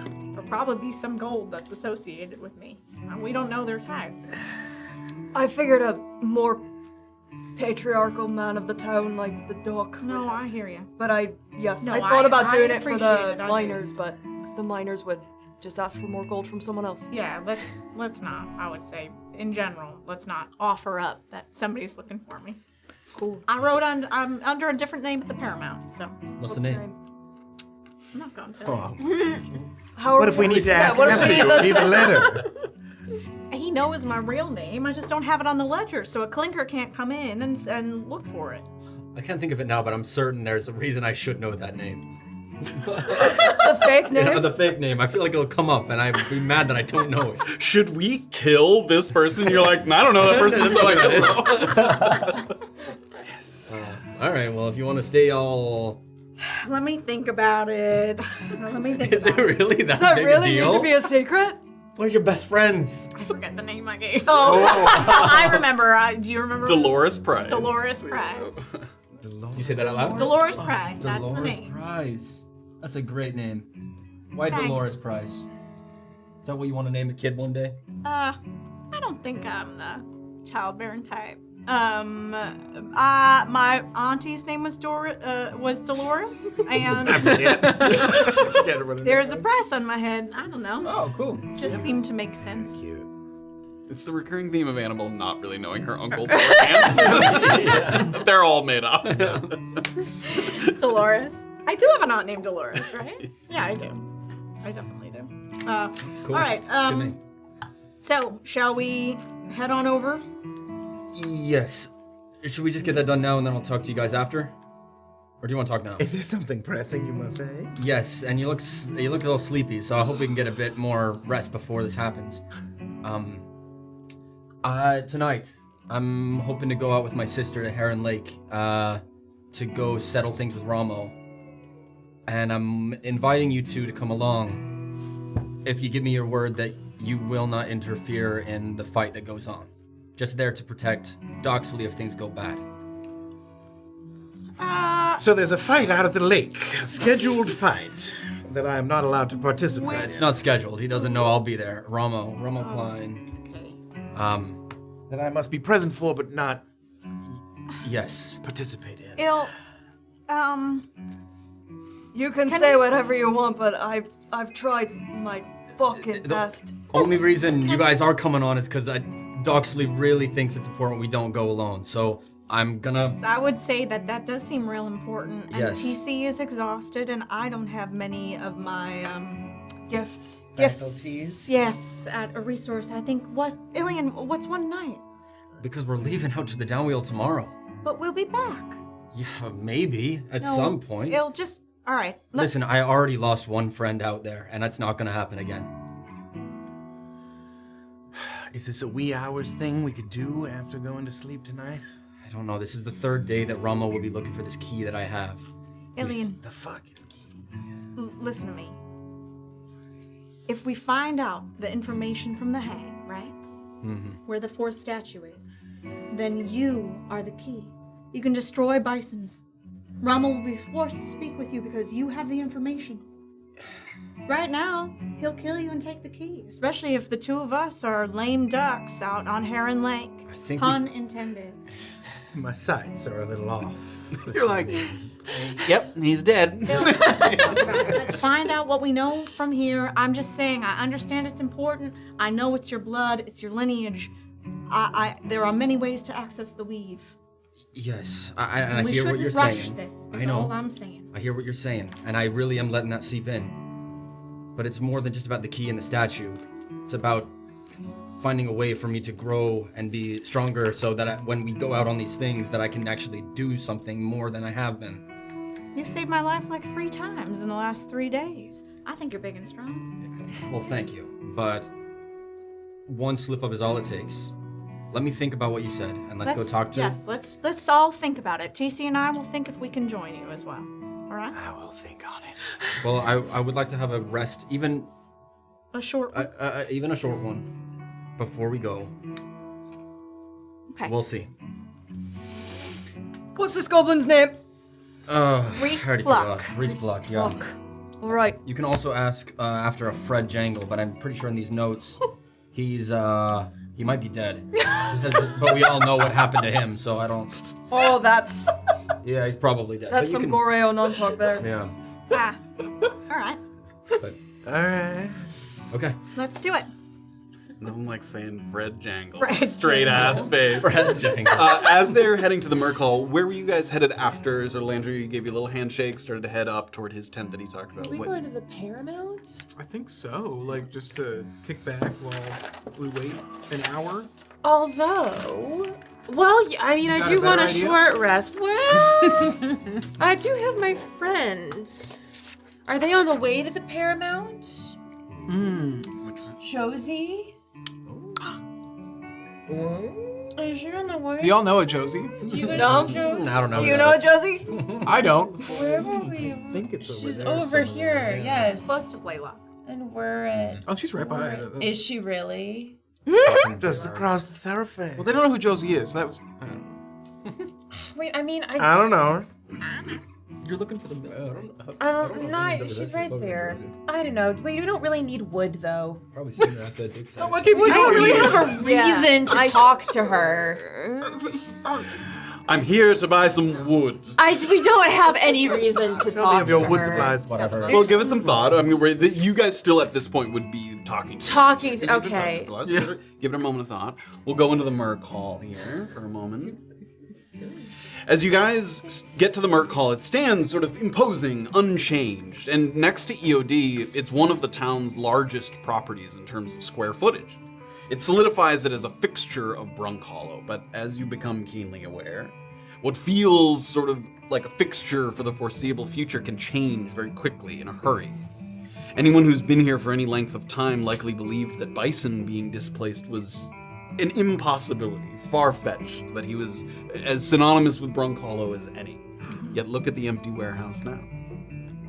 Heading through the arched entryway, you pass into that little open semi-indoor mess hall where several long tables are home to a few small groups of people, most of them clad in some kind of leather or chain armor, some with their weapons resting up against chairs, others that are looking over maps, counting out stacks of coin, a lot of, mercenary types. It's a very transactional place. Services for gold, and a good place to find yourself if you're looking for good info more so than good conversation. Behind a caged-in area against the back wall, the woman who exudes an aura of ownership, even if you didn't know her personally, looks like she's in the process of restringing a short bow that may have snapped. She's expertly wrapping and threading while occasionally picking up a small carving knife to sort of make a better fit where the knots rest on each arm of the bow. And as you enter, she kind of glances up, sort of clocks you guys, recognizing some of your faces, and she goes and she kind of rubs her back. That sort of nagging injury continues to sort of work at her. And you guys, so you can see there's a few groups of people. She's there at the back cage. Who's got closest connections to this broad? Well, I know her through the guild, so. Oh, well, that seems I like. mean, I don't know her, but I specifically was told to meet her. Why don't you and I go? I spoke with her a couple times with Kate when I came around. Sure, let's do it. Daphne, Afternoon. how's it going? It's fine. Oh, this is Annabel. Hi. Daphne. I'm a friend of Bernice. She speaks very highly of you. Sure. You see Doxley just leaning back against the wall. All right. Well, now that you guys have been introduced, we actually have a couple questions. Are you We still? usually do when they come around here. Yeah. Are you still holding on to that one goblin that came in a handful of days ago? She stops sort of working on the short bow for a moment. Yeah, still in holding. Much to the disappointment of many of my mercenaries that come through here. Are you, looking to get some information out of him? Not really. Fact is, I'm in something of a bind. I could kill him, which is what he deserves, but I have to decide if I want to let the Merc Hall become a place where that's how justice gets doled out. Yeah. With no real law, and with the town growing bigger and bigger by the day, folks are going to want a place where miscreants can get locked up to learn a lesson without fear of execution on the whims of me and my employees. I know I'm not likely to rock any boats over the death of a malicious mungbean, but it's the principle, I guess. Respect that. I respect that as well, man. On the other hand, unlike a citizen kept as prisoner, it'd be awful hard on my conscience to let the fucker go. And we don't have space or resources to start housing people for life sentences. Indeed. Well, Is what it is. one right step can happen at any time. So if you let him go, maybe it'll send a message to those goblins, and you can begin that good trail of good fortune. I'm not letting him go. If that's what you came here to ask. No, No. that was just my 2 cents, but it doesn't matter because we're here to ask on Reese Pluck, this goblin. He may have some information that we would like to drill him on. He hasn't said much since he's been in there. Are you okay if we try to get some stuff out of him? Another thing that I don't make a habit of is letting people back to the holding cells just for a chat. What exactly are you looking to learn? Of a location. There's a cave on a lake that we need to get to. We want to know more about it. And I got plenty of people here at the Merc Hall that know the downwield and the upwield as good as any. I know. Maybe best to ask them. We were the ones who did that trip to that big goblin camp to the southeast. I remember. We found some These notes. came back here with the heads. True. We found some notes specifically talking about this goblin and his know-how on this location that we will be going to. So while I know you do have mercenaries on hire that have a lot of information, he seems specific to something else that might be going on. Look, if I do let you back there, which I ain't saying that I am, Right? you sure as hells ain't gonna go alone. We already had one escape attempt, so some supervision would be non-negotiable. It's totally fine. Send 3 people with us. I don't care. Make a persuasion check. Let's go. Me? Oh, okay. You were doing lead on that. Yeah, sorry. Okay. It's gonna be a 13. 13.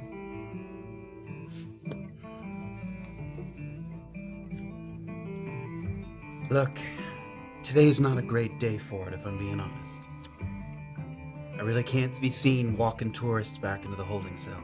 And this evening, we've got a members-only meeting. Share some knowledge, discuss standardizing some rates related to frequently requested services. Am I really a tourist at this point, Daphne? We did a big job for you. I don't you know. You don't work here. You're a tourist. Fair enough. I had another question for you about a location specifically out in the downwheel. That's fine. If I describe it to you, you think you might be able to help me? I can try, although, honestly, your best bets are those 2 Lightfoots over there. She points to a couple of halflings that are sort of seated over by Nice. one of the tables. It's those 2 twins that you can't tell apart. There's as good authority as any if it's general knowledge of the downwheel that you're looking for. Okay. Some of the stealthiest folk I've ever met. Experts in camouflage and concealment. Just wouldn't expect anything for free. Fair enough. one more attempt. There's some rumblings that maybe you might want to know about. I'm trying to get my head not into politics, but it didn't sit right with me. I'm listening. There seems to be... Oh, I gotta find his fucking name. I was approached by a man. Arlo? I know the man. He doesn't seem too happy with your leadership. Doesn't he?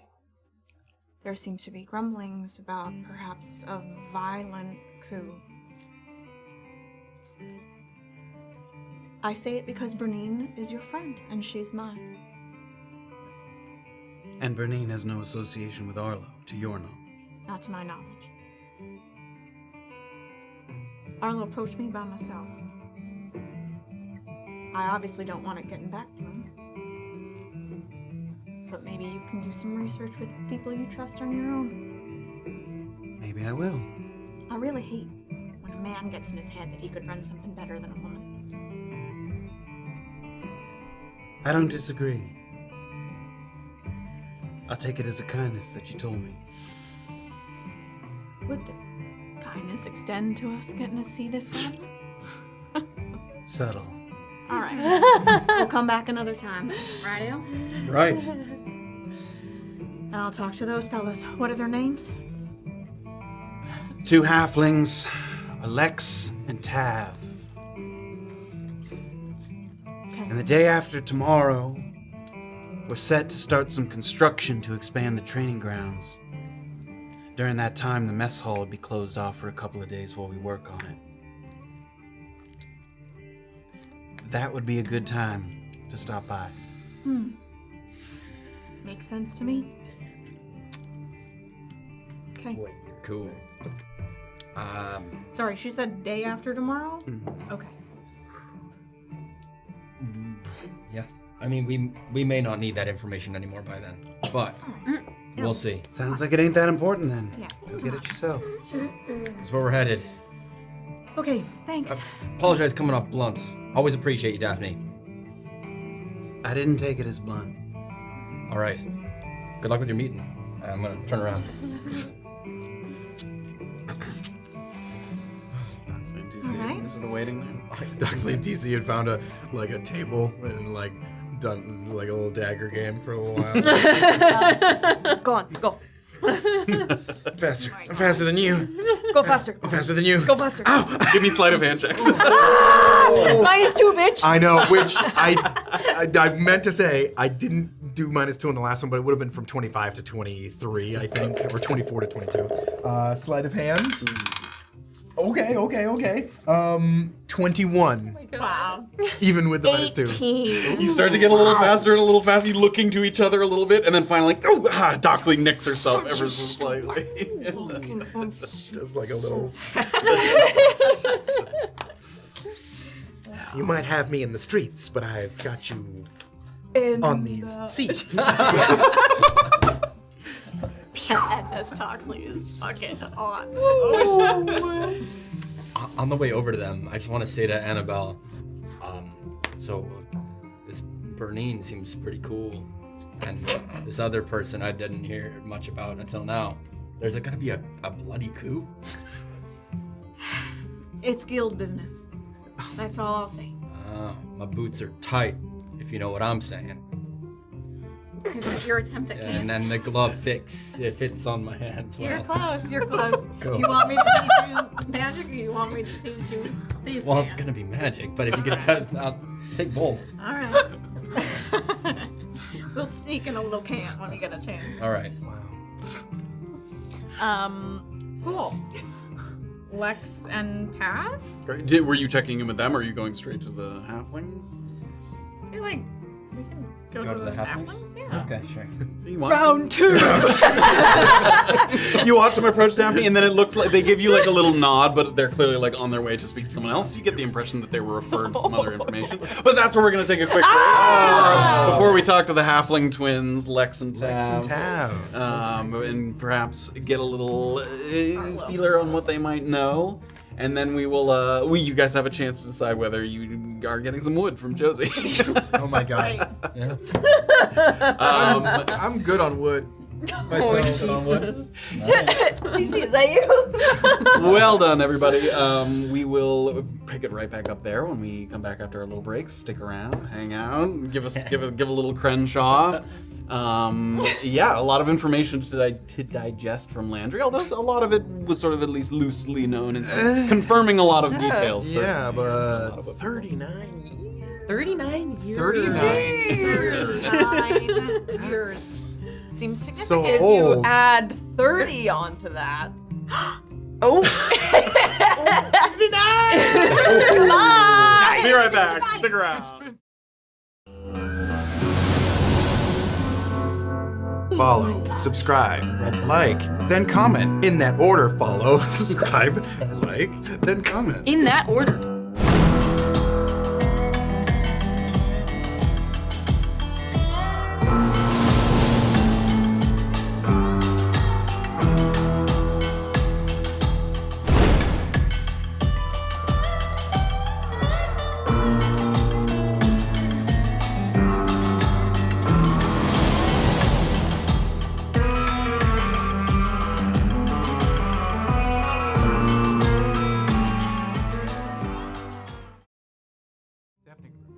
Welcome back, everybody, to Chapter 53, Brunkhollow. We've learned quite a bit from, or once again, confirmed quite a bit from Mr. Landry Beckham. Oh, shit. And, would you like Oh, to no, pour, please. no. That's Oh. I will- splattered all over my face. Don't want to do the show sober. And we also have some people going to talk to Lex and Tav about the downwheel and the greater exploration of it. Levy tabby tabby. Levy Tabby. Lexi Tabby. All right, so. But please, before we dive back in. Yeah, Golden Grackle resubscribed, Sanaj resubscribed, Orichidio gifted another sub, Abaddon resubscribed, Brigadier General resubscribed, Orichidio did 1,000 bits, thank you so much. Eloise the Elf resubscribed, You Can't Sit With Us, 10 bits, Orichidio 1,000 bits, and then another 100 bits, Nice McGraw 69 bits. Wow. Nice McGraw another 69 bits, thank you all yeah. very much. Thank you. Cheers. Oh, Rich, you do? Cheers. I think I saw in the last stream or whatever. That was "Don't Look at My Ass" or whatever. Or what was it? Oh! I know what your character Stop it! Stop it! Don't spill on the characters. That was Don't Look at My Ass. That Wow. was who that was. You alright? Who was that? Sorry. We're good. Oh, Rich, you do? Rich, you do? Don't look at my ass. Nice. It was Don't Look at My Ass. Was it Don't Look at My... No, it wasn't. Don't look. Not It, that, it wasn't. Don't look at my ass. It was.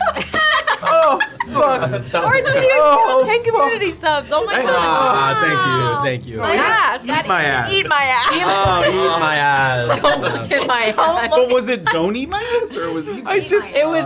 So where Well, did you he's- get don't from? Orichidio says eat my ass, Eat my ass. but doesn't specify whether to Whether it was or do pro not. or con.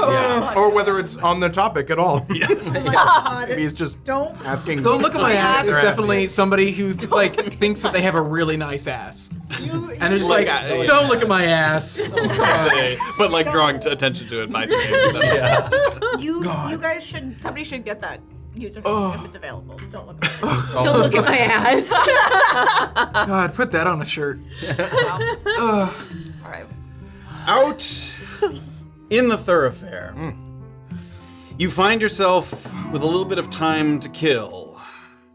You know that Landry is off to his tent up on the bluffs, rented a tent from the gnomes.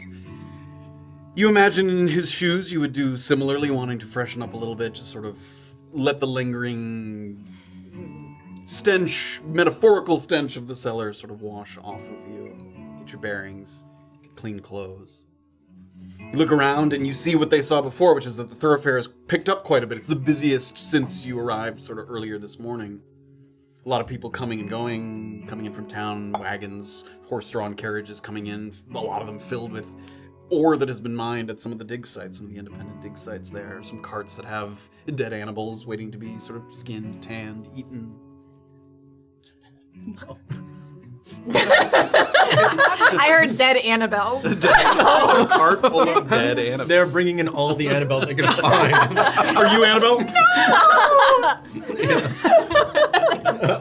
They will eventually get the right one. Wow. Guaranteed. Terminator 2, like T-1000 rules, like Yeah. phone book, go through the phone book. You guys stand out as the sun is sort of starting to dip down. Where do you head? What's your pleasure? Should we just go back to the hotel and... Well, I could use a rest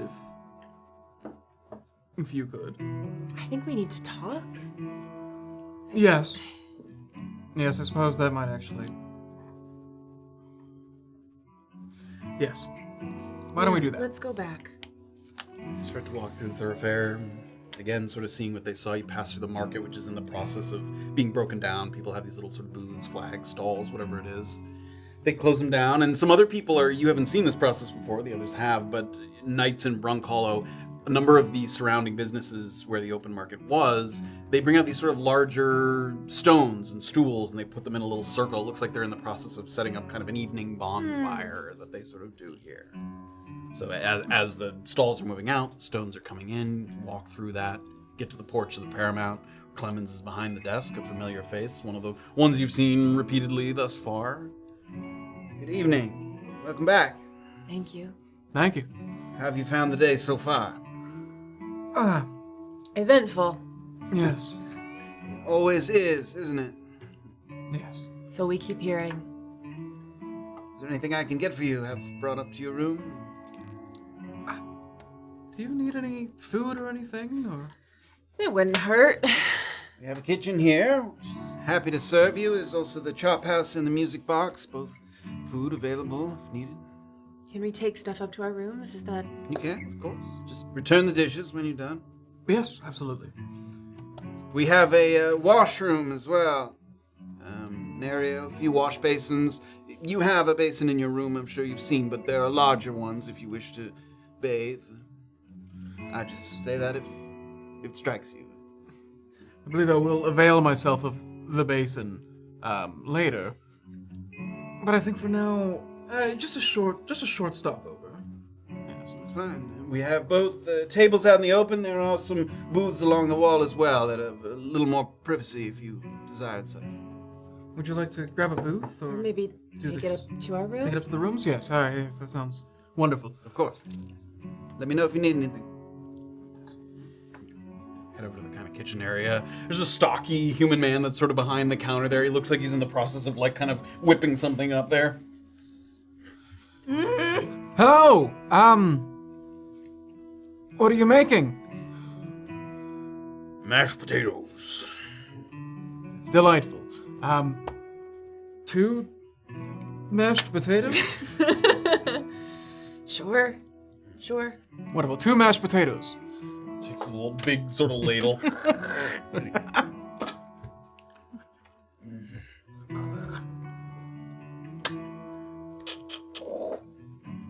Salt.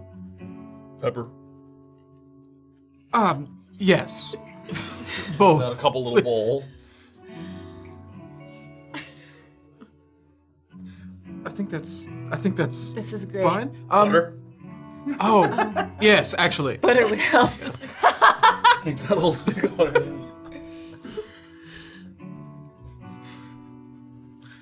I don't suppose you have chives. Chives.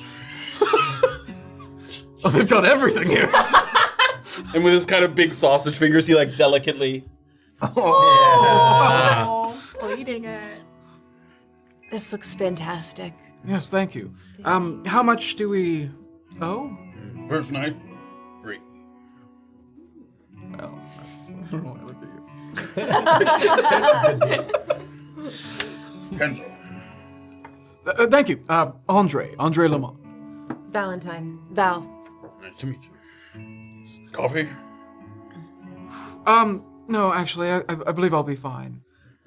Did you need I'm anything? good. Thank you. Thank you. We'll see you soon, I'm sure. Enjoy. Goes back to kind of pressing, mashing something in a bowl there. Just make our way up to the... Yeah. At one point, as you're turning away, he like waddles kind of over to a cupboard, and he opens it up, and it's like filled with potatoes of different colors, like red, russet. We get all kinds of like ones that he's my sort of God. sourced from different places. What's Taylor's precious? Yeah. When do you think he last washed his hands? Amati. Yes, all right. Yes, why don't we just get up to... Yes, why don't we just head up? Please. Yes.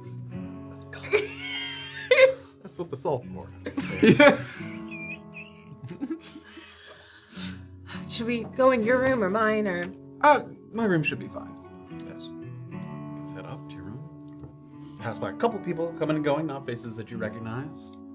Get to your room. Let the door close or the quiet of the room overtake you. The sounds of the kitchen itself and the lobby sort of fade into the background. All right. I'm gonna walk over, put my bowl down.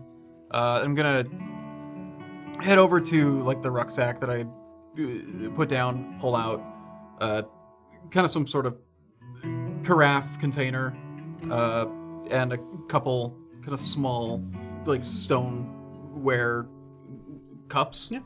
Yeah. And just pour some out. Would you like some, Val? Sure. Should help us. Oh, did I get it? Okay. All right. Well, to your first fight. Cheers.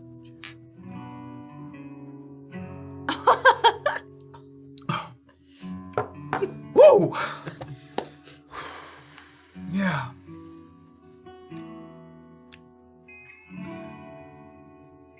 Monty, I don't know what we're gonna do. If we can't negotiate with him, I mean, we're... Yes, I've been thinking about that myself. Yeah? Have you been thinking? I'm always thinking. Well, the only thing we can do is keep moving forward. We don't know what state he's in, but this is...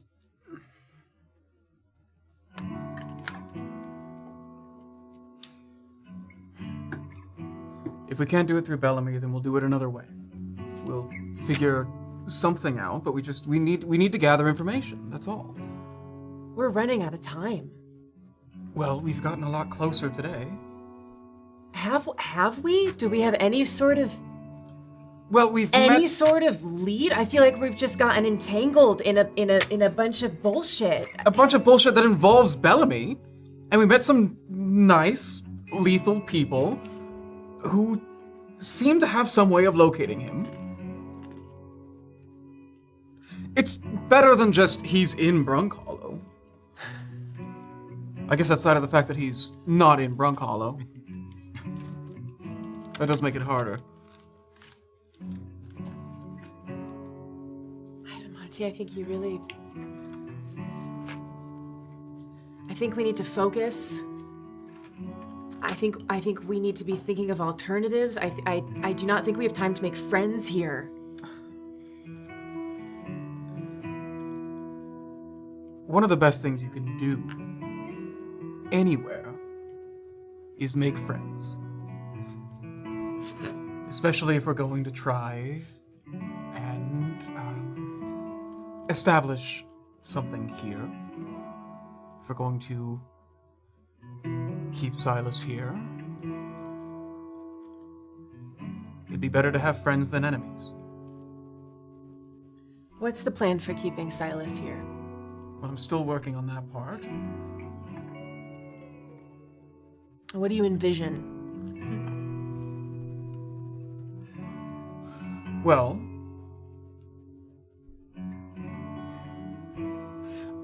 I know someone who's set up camp here. perhaps I could follow up with him, see how he got established, see how expensive it is to rent out a plot or something, and maybe we just establish a base here. Maybe we can start some sort of side business to generate some income in this area, and we can still have like a home team and an away team. We're a team of 7. And Well- we're falling apart. We've been falling apart for months, Monty. We can't... What are we gonna do? 3 people in a circus act? Monty, we're fucking falling apart. We've got nothing left. I mean, how much gold do you have? How much gold do you have? Well, I came here with 80. How much gold do you have? 3.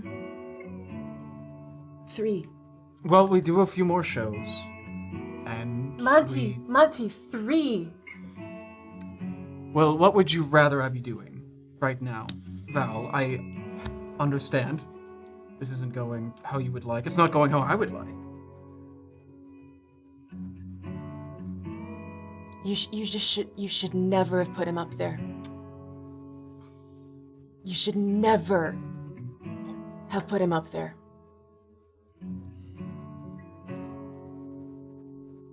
And if I were you, man, I wouldn't be able to sleep if I didn't have a plan. I don't know how you do it.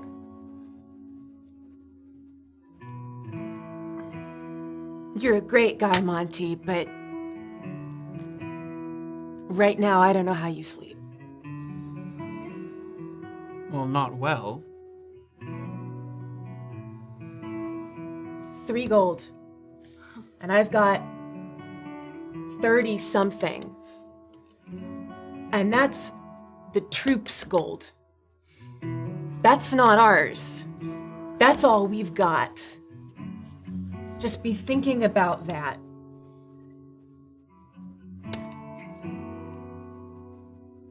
I know it's hard. I know it's not what you expected, but that's all we've got, and we're on a timeline, and Well, that's why I spent the gold. I'm trying to speed the timeline up.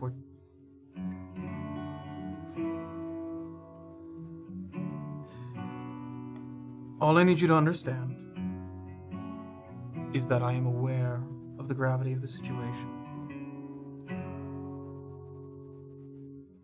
That's why I'm here. That's why I came out here.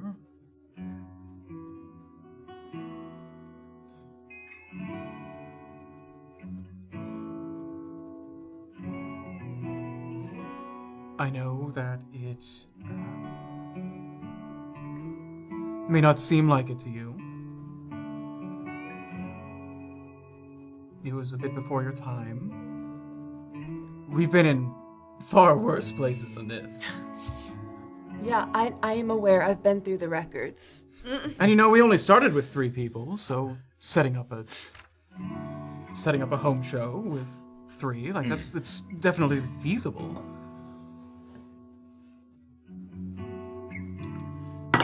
We're going to help him. He's going to get out. We are... Right now, the plan...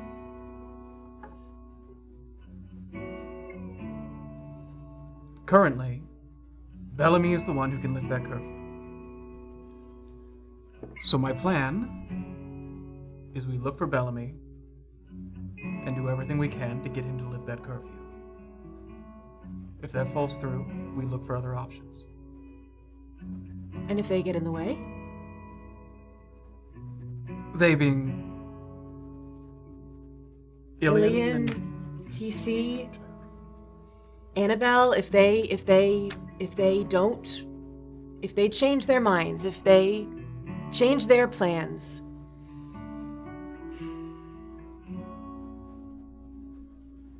Well, that's why we make friends. They'd be far less likely to work against us if they liked us. I'm musing on that here. Yes, we're decent. Oh, I forgot to offer you gravy. Oh my goodness, I didn't even think to ask. Yes, thank you. Go ahead and bring the bowl over. Val, would you? You didn't like it. No, it was great. It was excellent, truly. You haven't eaten any of it. I did. I had a little bit. We've just been in conversation, is all. We've been using our mouths for many other things, Thank you. but it's mostly conversing. We've. Oh, Come on, Aaron. Jesus Christ, Andre. All right. my uncle. Yeah, my uncle. Jesus. Jesus, my uncle. Right. Cartwheels for As you guys think about that, as you contemplate your uncle and making friends in Brunkhollow, Illien and Annabel slide over to a pair of halflings, both with shaved heads, kind of light brown skin and green eyes, like nearly identical, just as Daphne sort of pointed out to you. Sort of sitting there, one of them's kind of using a little whetstone to sharpen sort of a blade there, sort of back and forth. The other one's sort of pouring through a couple pieces of paper. And as you kind of get closer, afternoon. Oh my god. Afternoon. Oh. Don't recognize you. You're not regulars. No, I've only really spoken to Daphne here. Haven't got to know the mercenaries, hirees that are here, the people who work here. Have a seat. Oh, Have a great. seat. Thanks. Daphne tells us you might be the folks we're looking for, experts on the downwheel. We've been around. If I described a couple locations, you might be able to give me some of your information for a price. Happy to give it a go. All right. Well, the first priority is this river. One of them takes out like a little sort of drawstring pouch and sets it on the table and Yeah. opens it up. One for the piggy. And it sounded like you were gonna say more. One for the piggy and one for what? Or just one for the piggy? One for the piggy now. Boom. All right, one. Fair enough. All right. It's a rock in it. All right. This river right here in town, it goes out. Is there a place where it gets really roaring like through rolling hills and it's foaming? It's sort of vague. Anything else? There's There's an awful lot of rivers in the downwheel. It's can I describe? Brunkhollow runs for a long way. What's the one, Matt? Sorry, that is the one that runs behind the the Thieves Guild. That one is. Oh, just this main river. That's part of the Brunkhollow Creek. Oh, Yeah, that's- okay. yeah.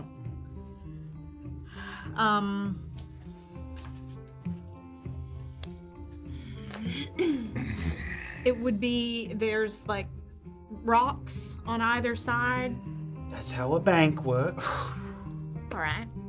Not trying to be funny. Well, you Just are. saying. River runs a long way. You got anything else? They make a point. Fair. Do I have any other details that I could grab from what I saw through the portal? From the Kind of which a- one specifically? I'm like talking about where the hag The went hag through one? Bellamy. I can't be like, there's a No, man yes, preaching um, on the It's really tough. I mean, it looked like they were like beside a river. All right. It Well, was on a stump. maybe that's too difficult. How about Another one for the piggy. Illien? I'd be happy to. Thanks. All right. Boom. So there's a small island in the middle of a lake, with a small cave mouth. They sort of look to each other. Could be that lake with the jewels. I remember there being a little island with what looked like a cave. Couldn't pay me enough to wade through those waters. It's down past them hills where the goblin raiders roam. Okay. Follow the river, couple of little waterfalls and you're there. Okay. Thanks. That's real helpful. That's a good one. It's just a guess, but good as any. It's better than what we have. All right. Did you have more? I mean, I got a couple more, but some of them are more vague than others. What about what are Avery? Yes. I do have them all here. Okay. So, Illien, you'll keep paying them, yeah? Another one for the piggy.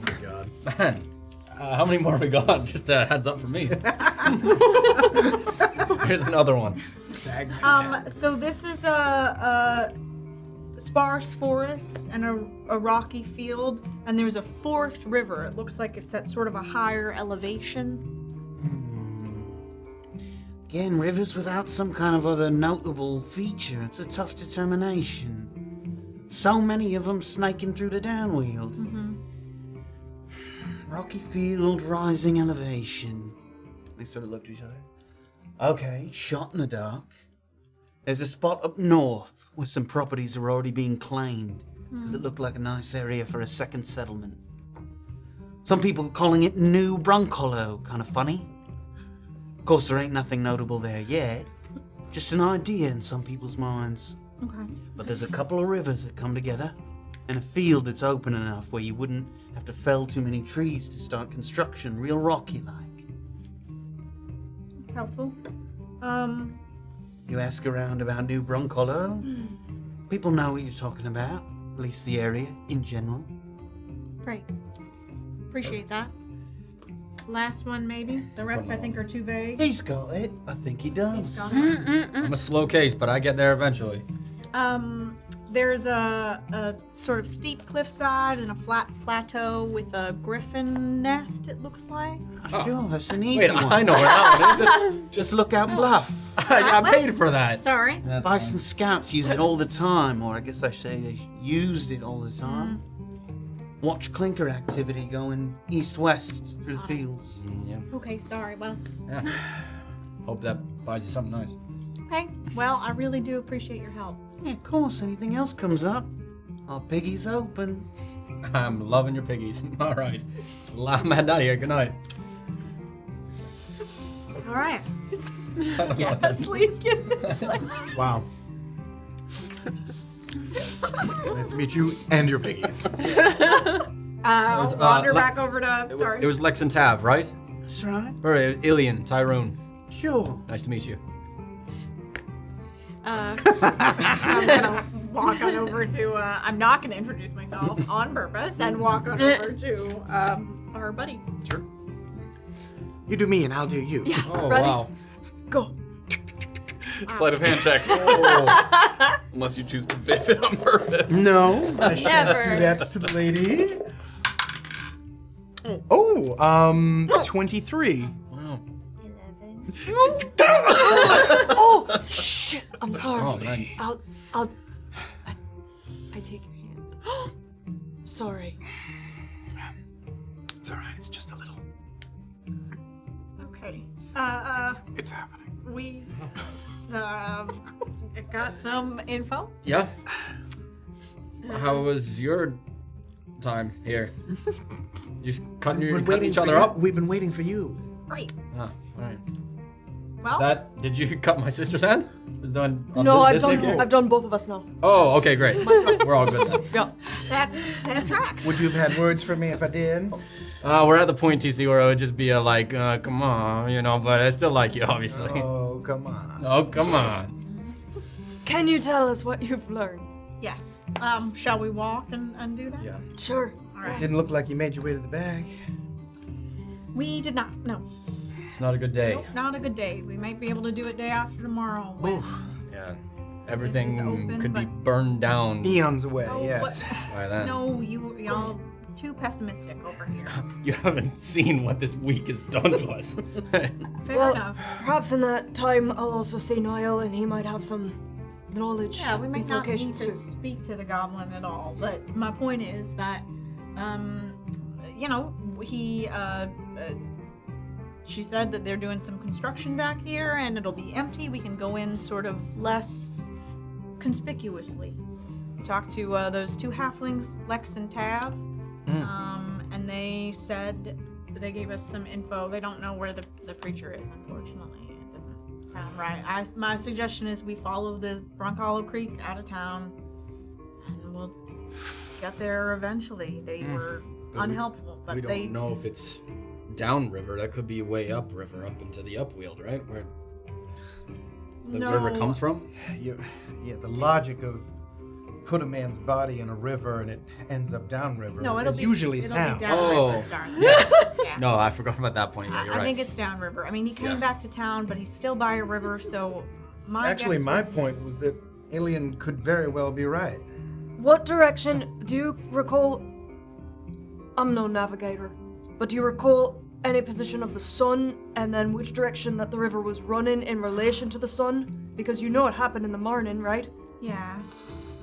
So I mean, we rolled perception checks for those, and I would say you got the information. Yeah. You didn't it's not like you saw a whole. It's not like you stepped into the painting. You saw like through a little sliver. You were catching. So you did not discern that level of detail. No, you didn't see shadows or nothing to reveal. I'm sorry. That's There's all a lot right. of trees casting shadows. Hard to. A lot of stuff going Eyes on. could only catch what they could. That's fine. As if I would be able to say, oh, if the sun was in this position, then it's this way. We You've never navigated by the sun or stars? On our boats we did. Well, occasionally. It was more other people. we were, they were manned by other people. We're more duck people than boat people. Oh. That's interesting. In any case, no, we don't know. We didn't catch anything of that great detail. Got it. But what I'm saying is that that logic of downriver is not sound enough for me to be ready to just follow that river. Oh, God. We need to try more resources. What about the other locations? You said you saw several. Yeah. A griffin I nest. only We got a know that couple. one. There's Oh, a griffin nest. brilliant. We just Who's have at it that there. one? Nobody we some care random- about. Fuck. Seriously? The It one couldn't have position been. we know is the one fuck that we don't even. We got other ones. Calm down. I don't, Yes, that somebody was an probably cares about identifiable. them. The problem is the locations were a bit too vague, so I needed to do ones that had real landmarks in them. Sure. The Griffin is obviously a pretty obvious one. I think the cave, we got a good lead on that, which is where Haskell is. And I think we know where Avig is in a place called New Brunkhollow is what they're calling it, which is... Who's calling it that? People. That's apparently what they're calling New it. Brunkhollow. It's up This in one's the still north. pretty new, isn't I it? know, isn't that silly? North from here. Didn't know this was They already described old. it to us, yeah. And they described where the mouth of the cave might be. What was the creatures that they said were in that? Chouls, Chuul. They're like big lobster, like monstrosity lobster fought creatures. those before, right? There's And that was jewels by in that the- lake. That was by the New Brunkhollow one, or that was No, not? that's that where was that's by where the the cave cave, is, where yeah. Haskell is. So, and we think Avig might be in the New Brunkhollow area. Obviously, we're not going to be. We have to prioritize things. The hag isn't the first priority. I would like to save people, of course, but I mean, the griffin nest is like what, an hour out from here. It's pretty close. A little longer. It's just off of Detention Pass. I thought it was north. Try to Oh find. yeah, no, you're right. Try to find more about the one where the hag went. Do we know which direction this New Brunkhollow is north? No. Do we know which direction the lake is? yes, it's Southeast. out past where the goblin encampment was in the southeast. That's following the river at first, at least, right? Maybe we do that, and if it leads us to the camp, then out there to that lake, then maybe that's what we do. Cave on the lake. Did they mention if it was in the downwield or the upwield? Downwield. South. Maeve said it's in the downwield. Not so Southeast of the. Where that big goblin encampment was that you guys took care of. Keep a couple going days. further southeast from there. Okay, that's a good start. We'll I go could find have this run. Haskell I could fellow. have run through all of them, but you seem to not want to spend all your. Oh, gold on it. there was more. We can get more. I'm fine with that. You want to go talk to them again? I think they're too vague. I don't. You don't have necess- more specific then. The other ones were quite. There, one is a forest with red trees. That's Dense pretty. red- That's kind of dense specific. red forest. The downwield is huge. But if it's all red trees, I feel like that's pretty... I didn't say it was all red trees. I said there were a lot of red trees. Dense red forest. All right, All right, whatever. I'll tell you now. There's a deep, narrow ravine with vines. That could be anywhere. That sounds pretty good, too. We should go check these ones. And then there is rolling... Oh, I described that one. Yeah, then there's the river. Those are the ones that I have. There was also a green savanna. Oh, rolling hills and sparse trees. Yes, a savanna-like. What in the hell is a savannah? It's like a plains, right? plain. Plains with tall Imagine a- yellow grass trees. All right, a savanna in the sense that there were very few trees, Got it. but it was green. It wasn't desert-like. I feel those are... I mean, The first I can two? go back and ask. Let's if just you really want. quickly. I'm gonna scuttle back to the table. One for the piggy. How about 2 for the piggy? What was the question? Sorry, before. Did you have a question? about that? Unless I don't have the images of the star maps that you have, but I have it like recreated here. There's no marking for a possible star that is southeast of that goblin camp within the downwield, according to my doodles. I mean, I don't think I can say. You need to check that. Damn it. Okay. I'm because I don't know exactly what you're looking at, but I guess I'd be looking. Doxley like took notes, so I guess she's looking at like her references. okay. I mean, you might have to. Yeah. You might have to examine that, but that sounds correct. But also, I'm not exactly. So you're just hoping that there's something there, right? Like we don't We don't think know. there's We actually. know Haskell's there, Maeve needs the bad stuff, and then hopefully there's the 4th statue, but... So, 2 for the piggy. Yeah, here's 2 more. We just have 2 more quick questions about places. All right. A dense forest with a lot of trees with red leaves. When'd you last see it? There you go. You A were little there. early for the leaves to be changing. That narrows it down. Smart. If you made me guess, I'd say somewhere in Bucklewood, to the southeast. Bucklewood. All right. Packs of trees that sort of change colour even when it ain't the time of year for leaves to change. Okay. You follow the Switchback Rapids upstream, you get there soon enough. And those Switchback Rapids, how far out of town is that? You on horseback or you walking? Walking, Walking. probably. Probably take you half a day. Okay. Boof. Okay, great. Then our last one, since we already paid the piggy, Piggy's is full. a Peggy. sorry, what one did we say we were gonna do? The Savannah? No. Oh, the other one. The other one. Deep This narrow was road. a deep, narrow ravine that's full of vines. And cascading down the sides. Yeah, Gotta be Top Crest. top crest. Big gorge east of Contrition, where they mine mithril and other minerals. East. That's right. Oh, Fork Church. Okay. That's clinker territory for sure. Careful how you approach it. Sorry, Open to pay a visit. Great. We might as well get the freaking Savannah one. Just to see. Here's another one. Do you know a place with rolling hills, very few trees, a little bit Savannah-like, but still green? Awfully vague. I thought so too. Yeah, it was worth it. Sorry. That's okay. That's great. That's actually very helpful. Okay. Goodbye for real. All right.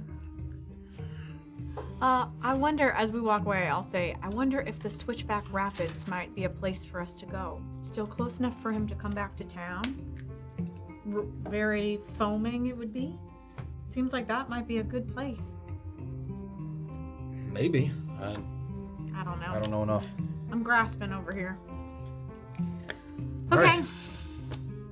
Deep Narrow Ravine is Top Crest, east of Contrition. You guys Bucklewood. heard Top Crest Yeah. before. Yeah. All right. Yeah, we'll relay all that. Yeah. Good.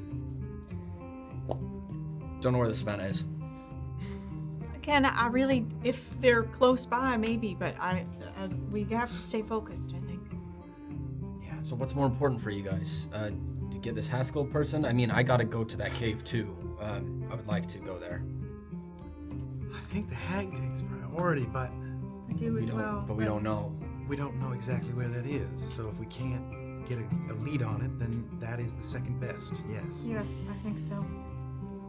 Just following the river down, and hopefully we stumble upon some foamy water. We start to recognize it, perhaps. perhaps? Yeah, maybe. Yeah, I guess. Okay. So you'll have to keep me alive until then. Yep. So you guys sort of think on that. You're sort of exiting out of the Merc Hall here, sort of attaining some of this new information. We head back to the Paramount, and enough time has passed for you to complete a short rest if you wish to do so. Ooh. Oh, gimme, gimme, gimme, I gimme, want gimme. some of that short rest juice. Us too? No, just No. that. Wait, you kidding me? And so you guys can sort of decide where to go from here. Probably been enough time for Landry to sort of gather himself. And where was it? Landry was also at the No, he was He said we'd grab a bite or a drink at the music box. at the music box. Okay. Use a couple hit die. Please do. Okay, all right. Gnarly. Do you add con to hit die rolls, or do you do?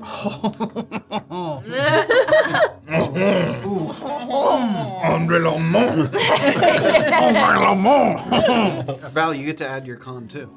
Thanks. Wow. That's cool. You dirty DM. Wow. Con, what is that? That's what you need to live?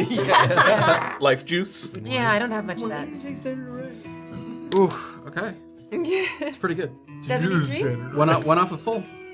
Trying to decide if I should go up to my 34 or linger at 32. Do you think it's gonna make much of a difference? I wouldn't use a resource on those two.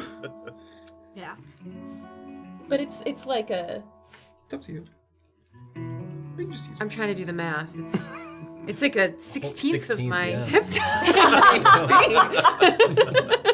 It's a 2 is a 16th of my HP. I'll just chance it. Probably we'll be fine. Hopefully. All right. Do you think we just stayed hanging out in my room the whole time, or did you? Yeah, I tried to choke down the rest of the tea. Perfect. Take a couple spoonfuls of potatoes. All right. It's tasty, but it's rather heavy. It's a little dense. Gravy and butter. it's the flavor's good, but It's- it's quite. Very strong. Yeah. Well, seems like it's about time for us to head on over to the music box. Unless you have anything else you'd like to do. Well, that guy at the front, what was his name? Clemens? Clemens? Yes. Do you think he was insinuating that we smell? Oh. Monty, do I smell? Monty? Right I now, the room smell her? smells like your tea and those potatoes, and that's fair. about all you can smell. That's fair. I don't want to meet people if I smell real bad. Like real bad. Just- One moment. I go back into my rucksack. I bring out my fragrances.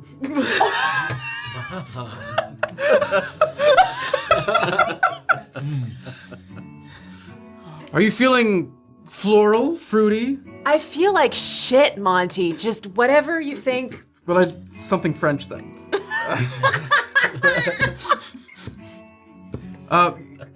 Just pick it. Okay, well, all right. How about this one? Just, I guess I spray her. What scent? What do you pick? He says. Oh my god. What scent do you go with? I think something very, very floral. I think I'd go with like a, no. Great. No, it's great. Well, you had a chance. I know. I know. That classic. Whatever. Oh, not that. Oh, not that. Oh.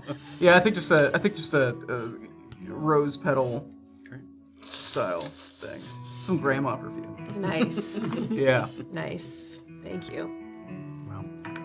Should we actually spray it? It doesn't work if that. No. I know, it's broken. Okay. No, I smell pretty. Cool. Well, a little refreshed physically and smelling of something. You guys start to make your way down. Yes. Okay. Yeah. I hope the food was to your liking. Oh, it was incredible. I ate mine. Did you eat yours? It was delicious. Bowls over on the tables, and enjoy your evening. Thank you. Yeah, I put the bowls there, and we, You head out. As you guys head out the door, you guys are kind of coming across the bridge, and with the sort of straight line down the thoroughfare, you can see them exiting in the distance, because Monty in particular sort of stands out in the crowd, so you can definitely pick him out. And you can see that they're leaving the Paramount at this time. You don't have to sort of catch up to them, but you can see that they're sort of about their business of the day. Looks like they've already abandoned his side, hopefully for the... because he's feeling so well. Right. Yeah. Okay. Should we try to check in with them? If they've learned something about what's happening, when we should head out. I'd like to know. All right, Let's go. I'm gonna try to hurry up and... You guys can see them coming in the distance a little ways away. Sprinting at you. Getting blinded. All good news, I hope. Yes, he came too. Good. We got some more Praise the gods. information. We're actually about to meet up with him at the music box. Oh. It's, do you all Is that an have- invitation? Well, do you all have anything going on? I mean, he didn't. I suppose I wasn't sure if he probably wasn't expecting so many. I don't mean to impose. I just... We don't need to barge in on that. That's all right. Well, why don't we start off and we'll go talk to him. You can hang out at another table, and if it seems like he's open to it, we can usher you over, perhaps. We're socializing. If you're interested. Okay. Unless you'd rather not, which is also fine by me. I get to use a meal, but I don't feel like being charged as an eavesdropper. I have an errand to run, and I desperately need a quick nap, I think. So I may pass, just me personally. Perhaps come back to the Paramount and meet us. Fair. We should be back there after With this, your I imagine. full report. Yes, that would be lovely. We'll Yeah, see you at the Paramount then. sure. We'll see you at the Paramount. I hope everything goes great. I'm happy to hear that he's up and about. Thank you, and thank you for helping us get him out of there. That would have been a pretty large lift for the two of us. I don't know, you got pretty big in there. All right. Have fun. Guys, head over to where you've been told that the music box. You know where it is because when you talked to Vincent, he sort of made sure to point it out to you. Sort of over there in the center of town, kind of right by the general store. As you head through the doors, which is pretty busy at this time, and your first thought as you step through is that this space is not the most conducive to a spectacular show of feats. Like, he's invited you to sort of perform here, but it's not the biggest space in the world. There's some low ceilings, there's crowded corridors, the rowdy regulars. They might limit your ability to stage some of the more daring acts, anything trapeze or aerials or animal taming. Still, when you were first starting out, as you've said, you took some jobs in a few dive bars before, not foreign to you, so you know how to make it work when you have to. Right now, the entertainment, as it often is in places like this, is a band. There's a trio of fiddlers who look like they're warming up before the real show begins. And Vincent, with his green sash and his thick black beard, is tending bar just in front of a chalkboard that details their limited but charming available potables. There's one beer for each major city on the continent: Unesia Unfiltered, Sewal Suds, Ichik Imbibe, Velvety Vancor, and Perron Pale Ale are the 5 beers available. A fireplace that you'd guess is freshly lit because of its intensity is roaring up against the south-facing wall. And in addition to all the noise around you, there's laughter from the balconies above that act as additional seating. It's up there provided. People that have a good vantage point down to view the stage as well. Great vantage. The best. It's very pleasant. It's very spirited in here. It's a nice change of pace from time spent either in the solitude of your room or even more pressingly a musty cellar. And you feel yourself relax just a little bit as Vincent sort of notices you come through the doors and waves you over to the bar there. Vincent, how are you? Glad you made it to my humble house of revelry. You may have just come looking for a quiet drink, for starters. But if you have a mind to further discuss what I mentioned before in the thoroughfare, you just give me the word, and I'll hand the bar over to Bryant so we can converse. No hard sell here. Excellent. I do want to talk to you. We need to check in. We're meeting a friend of ours here first. So, Of course. perhaps not right away. I'll let you know. Possibly now. I might need to come back later. We'll see how this. Yes. Possibly now, possibly later sounds good to me. Wonderful. Anything I can get you? Yes, the Unesia Unfiltered, actually. Menezes. 5 copper. Anything for you? None for me, thank you. All right. Enjoy your stay. Let me know if you need me. Thank you. Back to pouring some drinks. Gonna kind of scan the... Do you see him around at all? Val? Perception check. There. Oh. Sauce. Is that one guy? It's a 19. Great, because I rolled a 3. Okay, you both kind of, you're not moving away from each other, but you look in kind of opposite directions, just sort of scanning for Landry faces that you know. And it happens to be Lamont who looks up toward the balcony area, and you do indeed. He doesn't catch sight of you right away, but you see Landry, and he looks significantly cleaned up. When you see him this time, a little bit of the colors return to his face. There's even a bit of shine to his mustache that he may have applied some wax to. He's traded what looks more like kind of traveling clothes, which is what he was in before, for some very comfortable slacks and a tunic, complete with a little patterned piece of cloth around his neck that's kind of like a little ascot sitting just beneath the collar.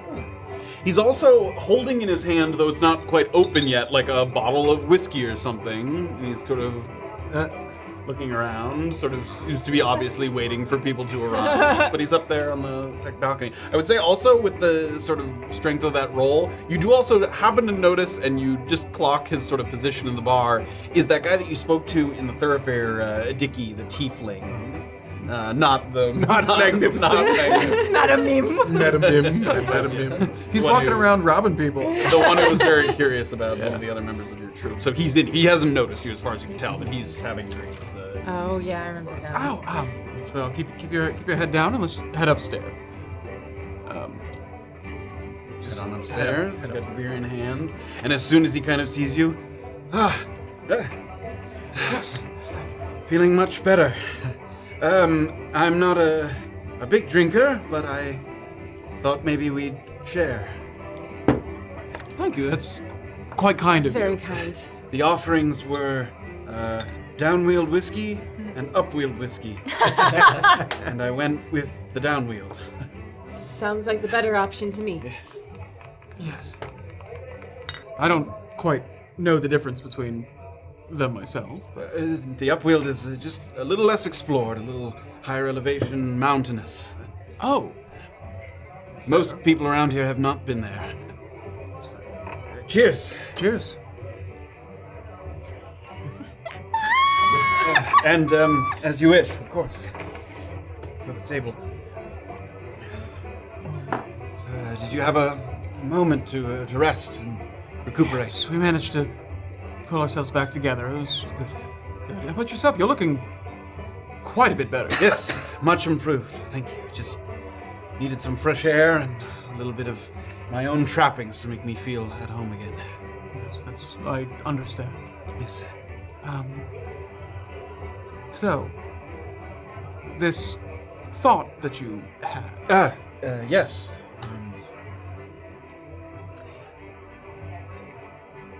I hesitated because I don't wish to see you face more dangers than you've already have. Some dangers on my account, of course, I'm well aware. I last visited Old Pharaoh more than a couple of months ago. I think I mentioned that. 2.5, 3, perhaps. While I was there, James and I sat down to dinner one evening, as we do. I've been in there before. We're well acquainted. We've had dinner on a number of occasions. It was pleasant, as it often is. Catching up, sharing news of the world. Now, obviously, as it has since it was first discovered, Brunkhollow is a popular subject of conversation. We spoke about it at length. Now, I already knew James's opinion of the place and of Fort Contrition. That they were sinful, contemptible places, that the prison should be shut down immediately, that Paran was sullying its great reputation by continuing to value what was profitable over what was right. But there was something, you don't mind if I... No, please. There was something that he said during that conversation that sort of stuck with me. And it stuck with me because He started the sentence with, "If I ever found myself there," which was already rather shocking, because he'd never posited such an idea, and he frequently disparaged those who even suggested making the trip out to have a look. And he said, if I ever found myself there, within that horrid border, referring to the cusp, of course, he said I'd run north to Clarity. Now, I'd never heard of that. In fact, in the moment, I thought he was being metaphorical. North to Clarity being some way of saying, looking to the gods, or something like that. I asked him to explain, but he sort of shrugged me off, changed the subject. He was quite preoccupied. And I probed a little, but he grew a bit irritable and said that it didn't matter because he would never find himself in that position. He wasn't a reprobate, so why would he find himself in Brunkhollow? Later on, I was in Sewall.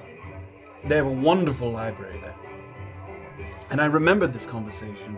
I did a little bit of digging, and I found that Clarity was the name of a monastery built out here by a priest turned hermit by the name of Clarence Yasnost.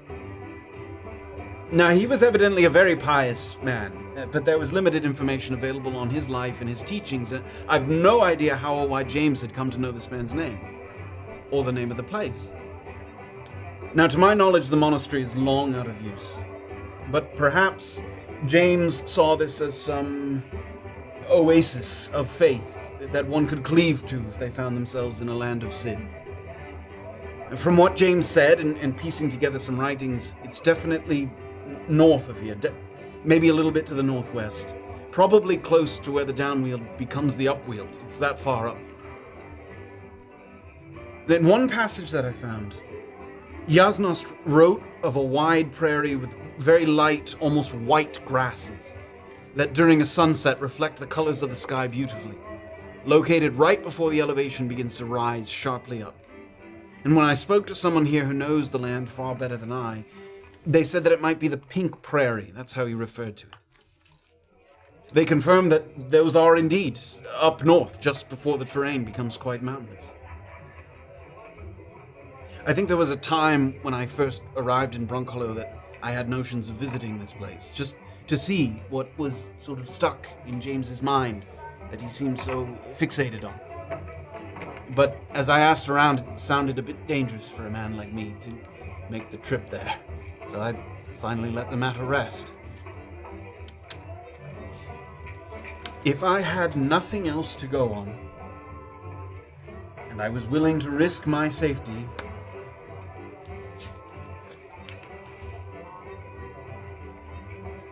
and I had to find James, I would be setting out for Clarity. That is not a suggestion or an endorsement, mind you. You would be going deep into the downwield, which is not an easy trip for anyone. It sounded far beyond my explorative capabilities, and because of that, I didn't get detailed instructions on how to reach the Pink Prairies, but perhaps better to ask someone who knows the downwield more intimately. One of Bison's men, perhaps, or someone who does that kind of work at the Merc Hall.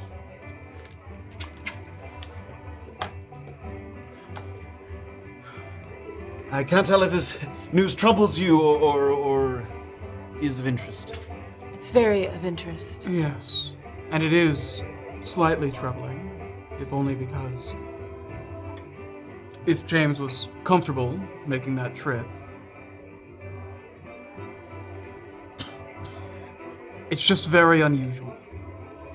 I agree.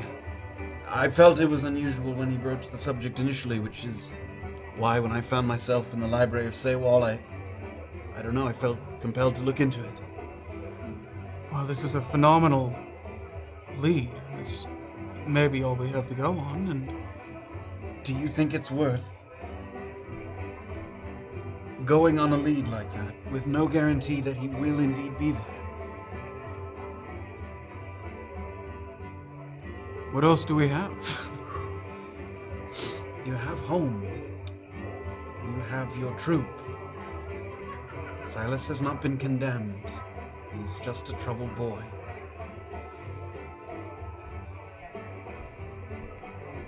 Yes, well, that's why. They won't. His life will. It will be ruined. There's not a world out there for him, except for here, at this point. Maybe when he gets older, if he can learn to control his abilities, whatever they are, maybe he can exist out there, but at this point, there's not a future for him. And your futures? Have you given consideration to those? Well, at this stage of my life, I've got much less future than past.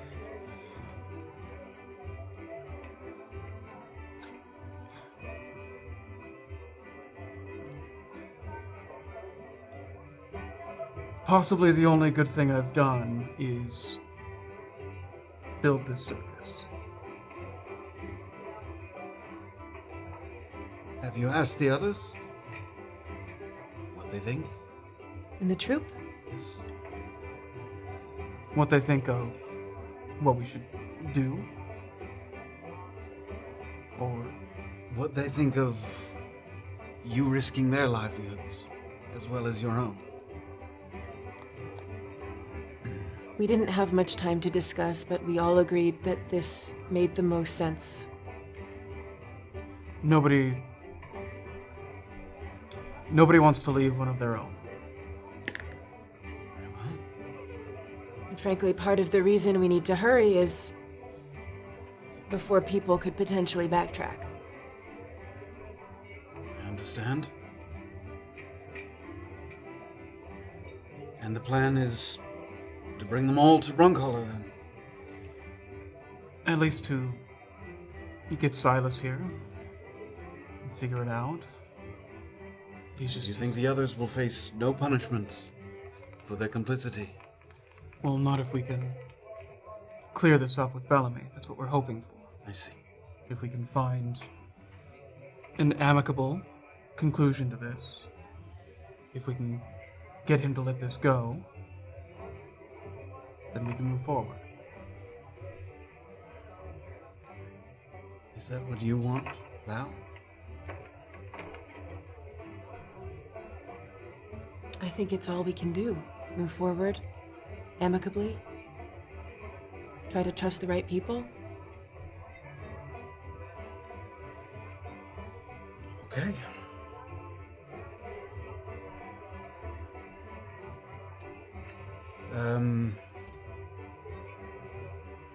To clarity. To clarity.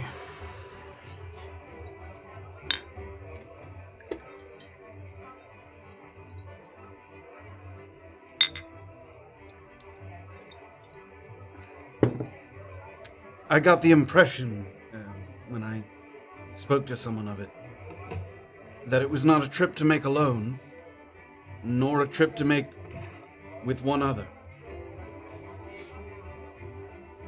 Are you offering to join? I am certainly not.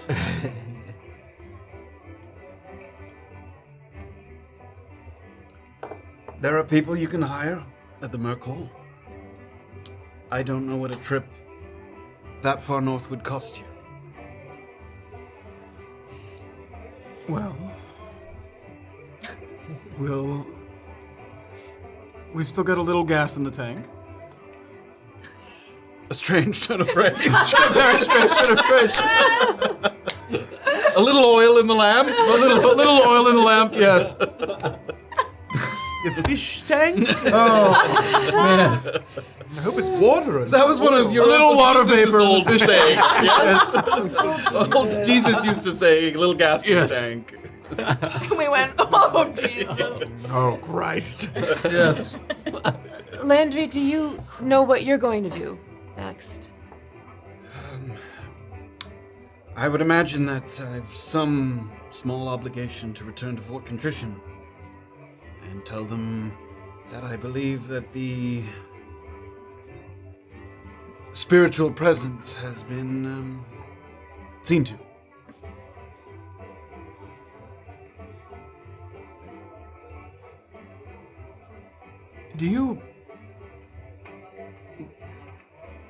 Where do you think they stand on Bellamy at this point? This whole thing that's happened in the basement. I think that they have yet to connect the dots, is how I would put it. As far as they know, James agreed to come to town, then fell ill, or was incapacitated in some way, and then from Mr. Dean's description showed up later at his place looking for his lodgings that had been set aside. Now, I believe there was some skepticism in the room that this was indeed James, that perhaps it was an imposter who had come for free lodgings, a place to stay in Brunkhollow. Where we last left it, I think that they, as far as they're concerned, think that Bellamy's still in Old Pharaoh. Mm-hmm.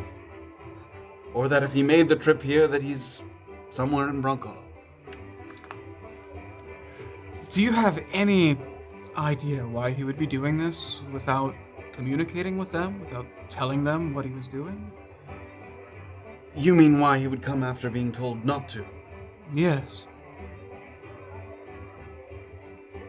I suppose that James only would have agreed to come in the first place if he saw some sort of purpose in it. He wouldn't have just come for money, or for prestige, or because the warden asked him to. He would have come because he really believed that he could have made a difference. And I don't know what befell him. Perhaps he became sick, perhaps he had other things on his mind. But if he truly believed that he had a purpose here and then was told not to come, well, in the couple of times that you've met James, do you think that that would stop him? No, I think if he had a conviction, he would follow it. Yes. So whatever his purpose was when he was told initially to come, I imagine it remained steadfast even after his affliction. Sounds like another thing to ask him once we track him down. When? Yes.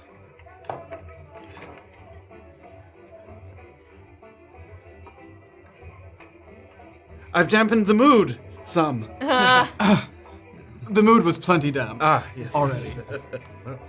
So you can imagine it's been quite a difficult few days. Yes. I can leave you to discuss, or Well, do you think there's anything more we should go over? Or? Would you mind if I had a word with Landry? Oh, yes. Briefly. Yes, absolutely. I'll go entertain myself. the lodgings here are quite nice. And as this is kind of happening, like the music is starting up a little bit during this time, so like a little bit of the fiddling starting. So it's even like a little louder in here. So as you kind of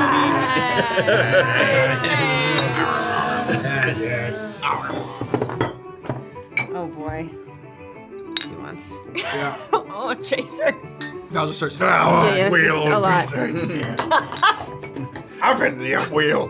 I don't think we should tell anyone. Who knows where Bell?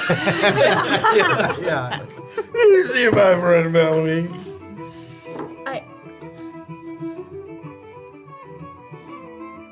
We've always been big fans of yours. I know you've... Likewise. Yes, I know. And well, we don't often get missionaries, following our work. It's a bit unusual. Patron of the arts. And I don't know if I'll see you again. I pray, Landry, I pray. I prayed my whole life. And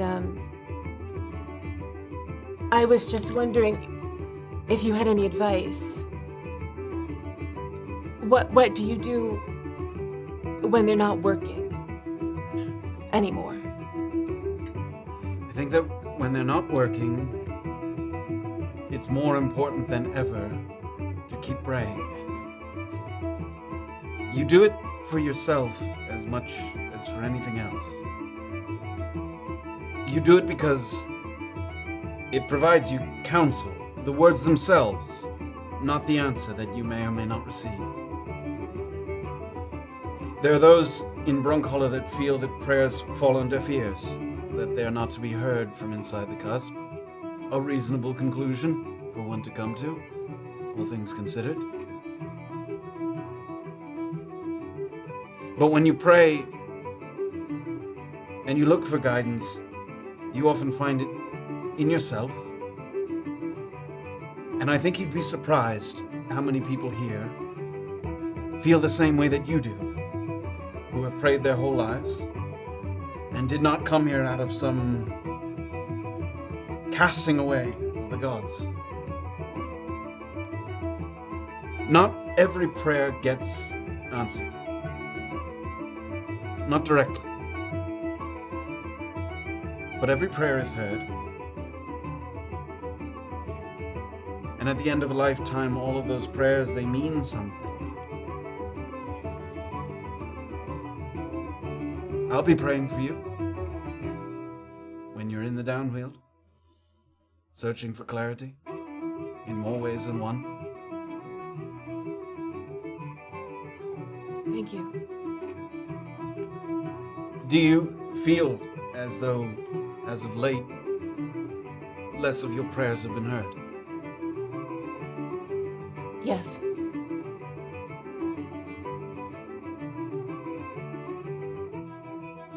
The library of Saywall is an incredible place. The records, as they regard to some of the other cities on the continent, Iran, Indonesia, Bangkok, they're quite up to date, marvelously so. The communication between the governments and the churches and the library. There's fascinating reading in there about some of the training that they do in Indonesia at the Bauhaus there, the Ballet Academy. I'm familiar. Yes. Information about who's being trained and who's being selected for the select company. Which trainees fall through the cracks? Can I do an insight check? Sure.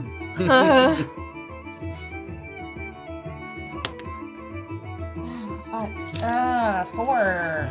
Nothing that you pick up No, on. that's 7. Yeah! Still, any better? Yeah, Unlocked. nothing in particular. Are you suggesting I read those records? No, I'm suggesting that if there's anything that weighs heavily upon you, that you have an ear in me to listen.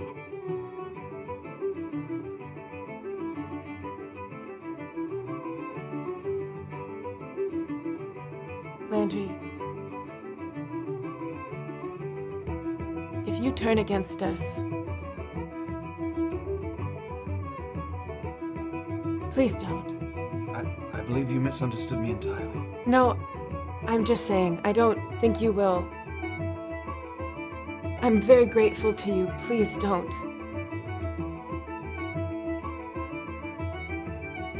You can understand it's hard to trust. I'm trusting you. Yes, of course. That is one prayer that will not go unheard. I can promise you that.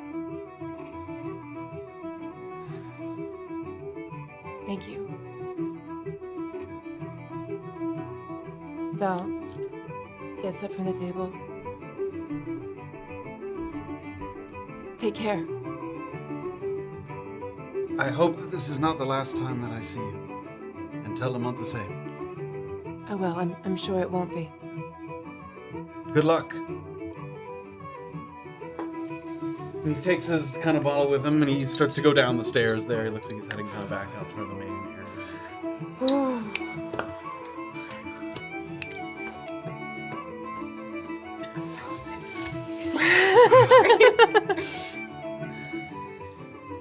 All Thank you. done? Yes, yeah, it was just a quick little thing. Yeah, of course. Well, it seems we've got a lead. It seems we need to talk to the others. Yes.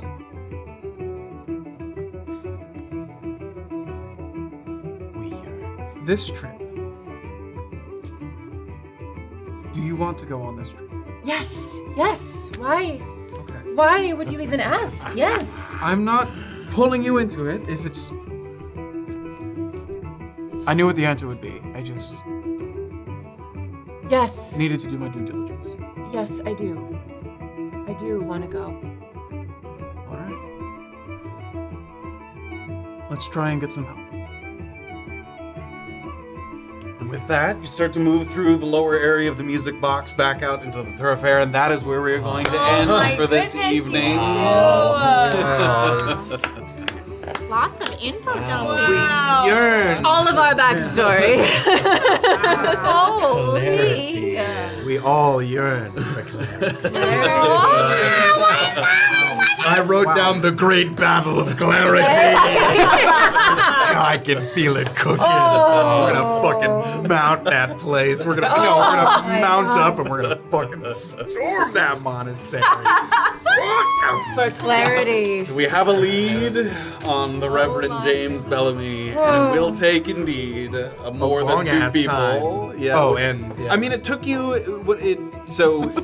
on your little sort of regional map, whatever. I did mark. I marked like Bison's dig site, and it's if he says it's up near where the downwheel, the upwheeled. Do we Yeah. have this on? Let me see. One second. You have the maid map. Yeah, well, I think I have. Yeah, we have it. Dyson's dig site. I'm just gonna bring it up for the stream. Scrim.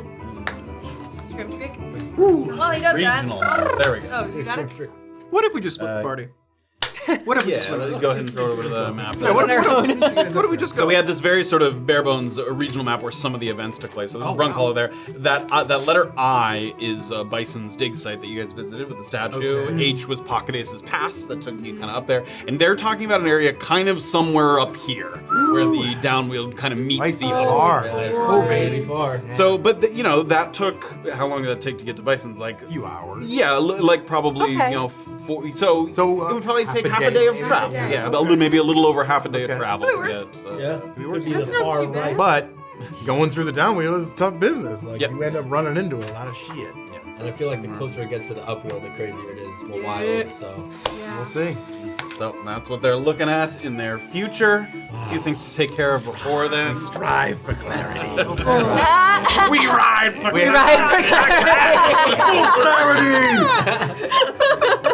Or two did 100 bits, nice across the 69 bits, Mr. Words resubscribed, or two did another 100 bits, Okay. then Good. 5,000 bits fucking off, bro! Stop eating my ass! Sorry, eating resubscribed. Thank you so much. Thank you all so Little much. drip. Don't look at my ass. Join us in the Discord. Everybody gets a drip. Yes, join us in the Discord. Much information to discuss, and I have a feeling someone's gonna get another one for the piggy as you try to find more clarity. Sounds like not the If only there was somebody we could talk to that knows the downwheel really well. sounds like Wink, wink.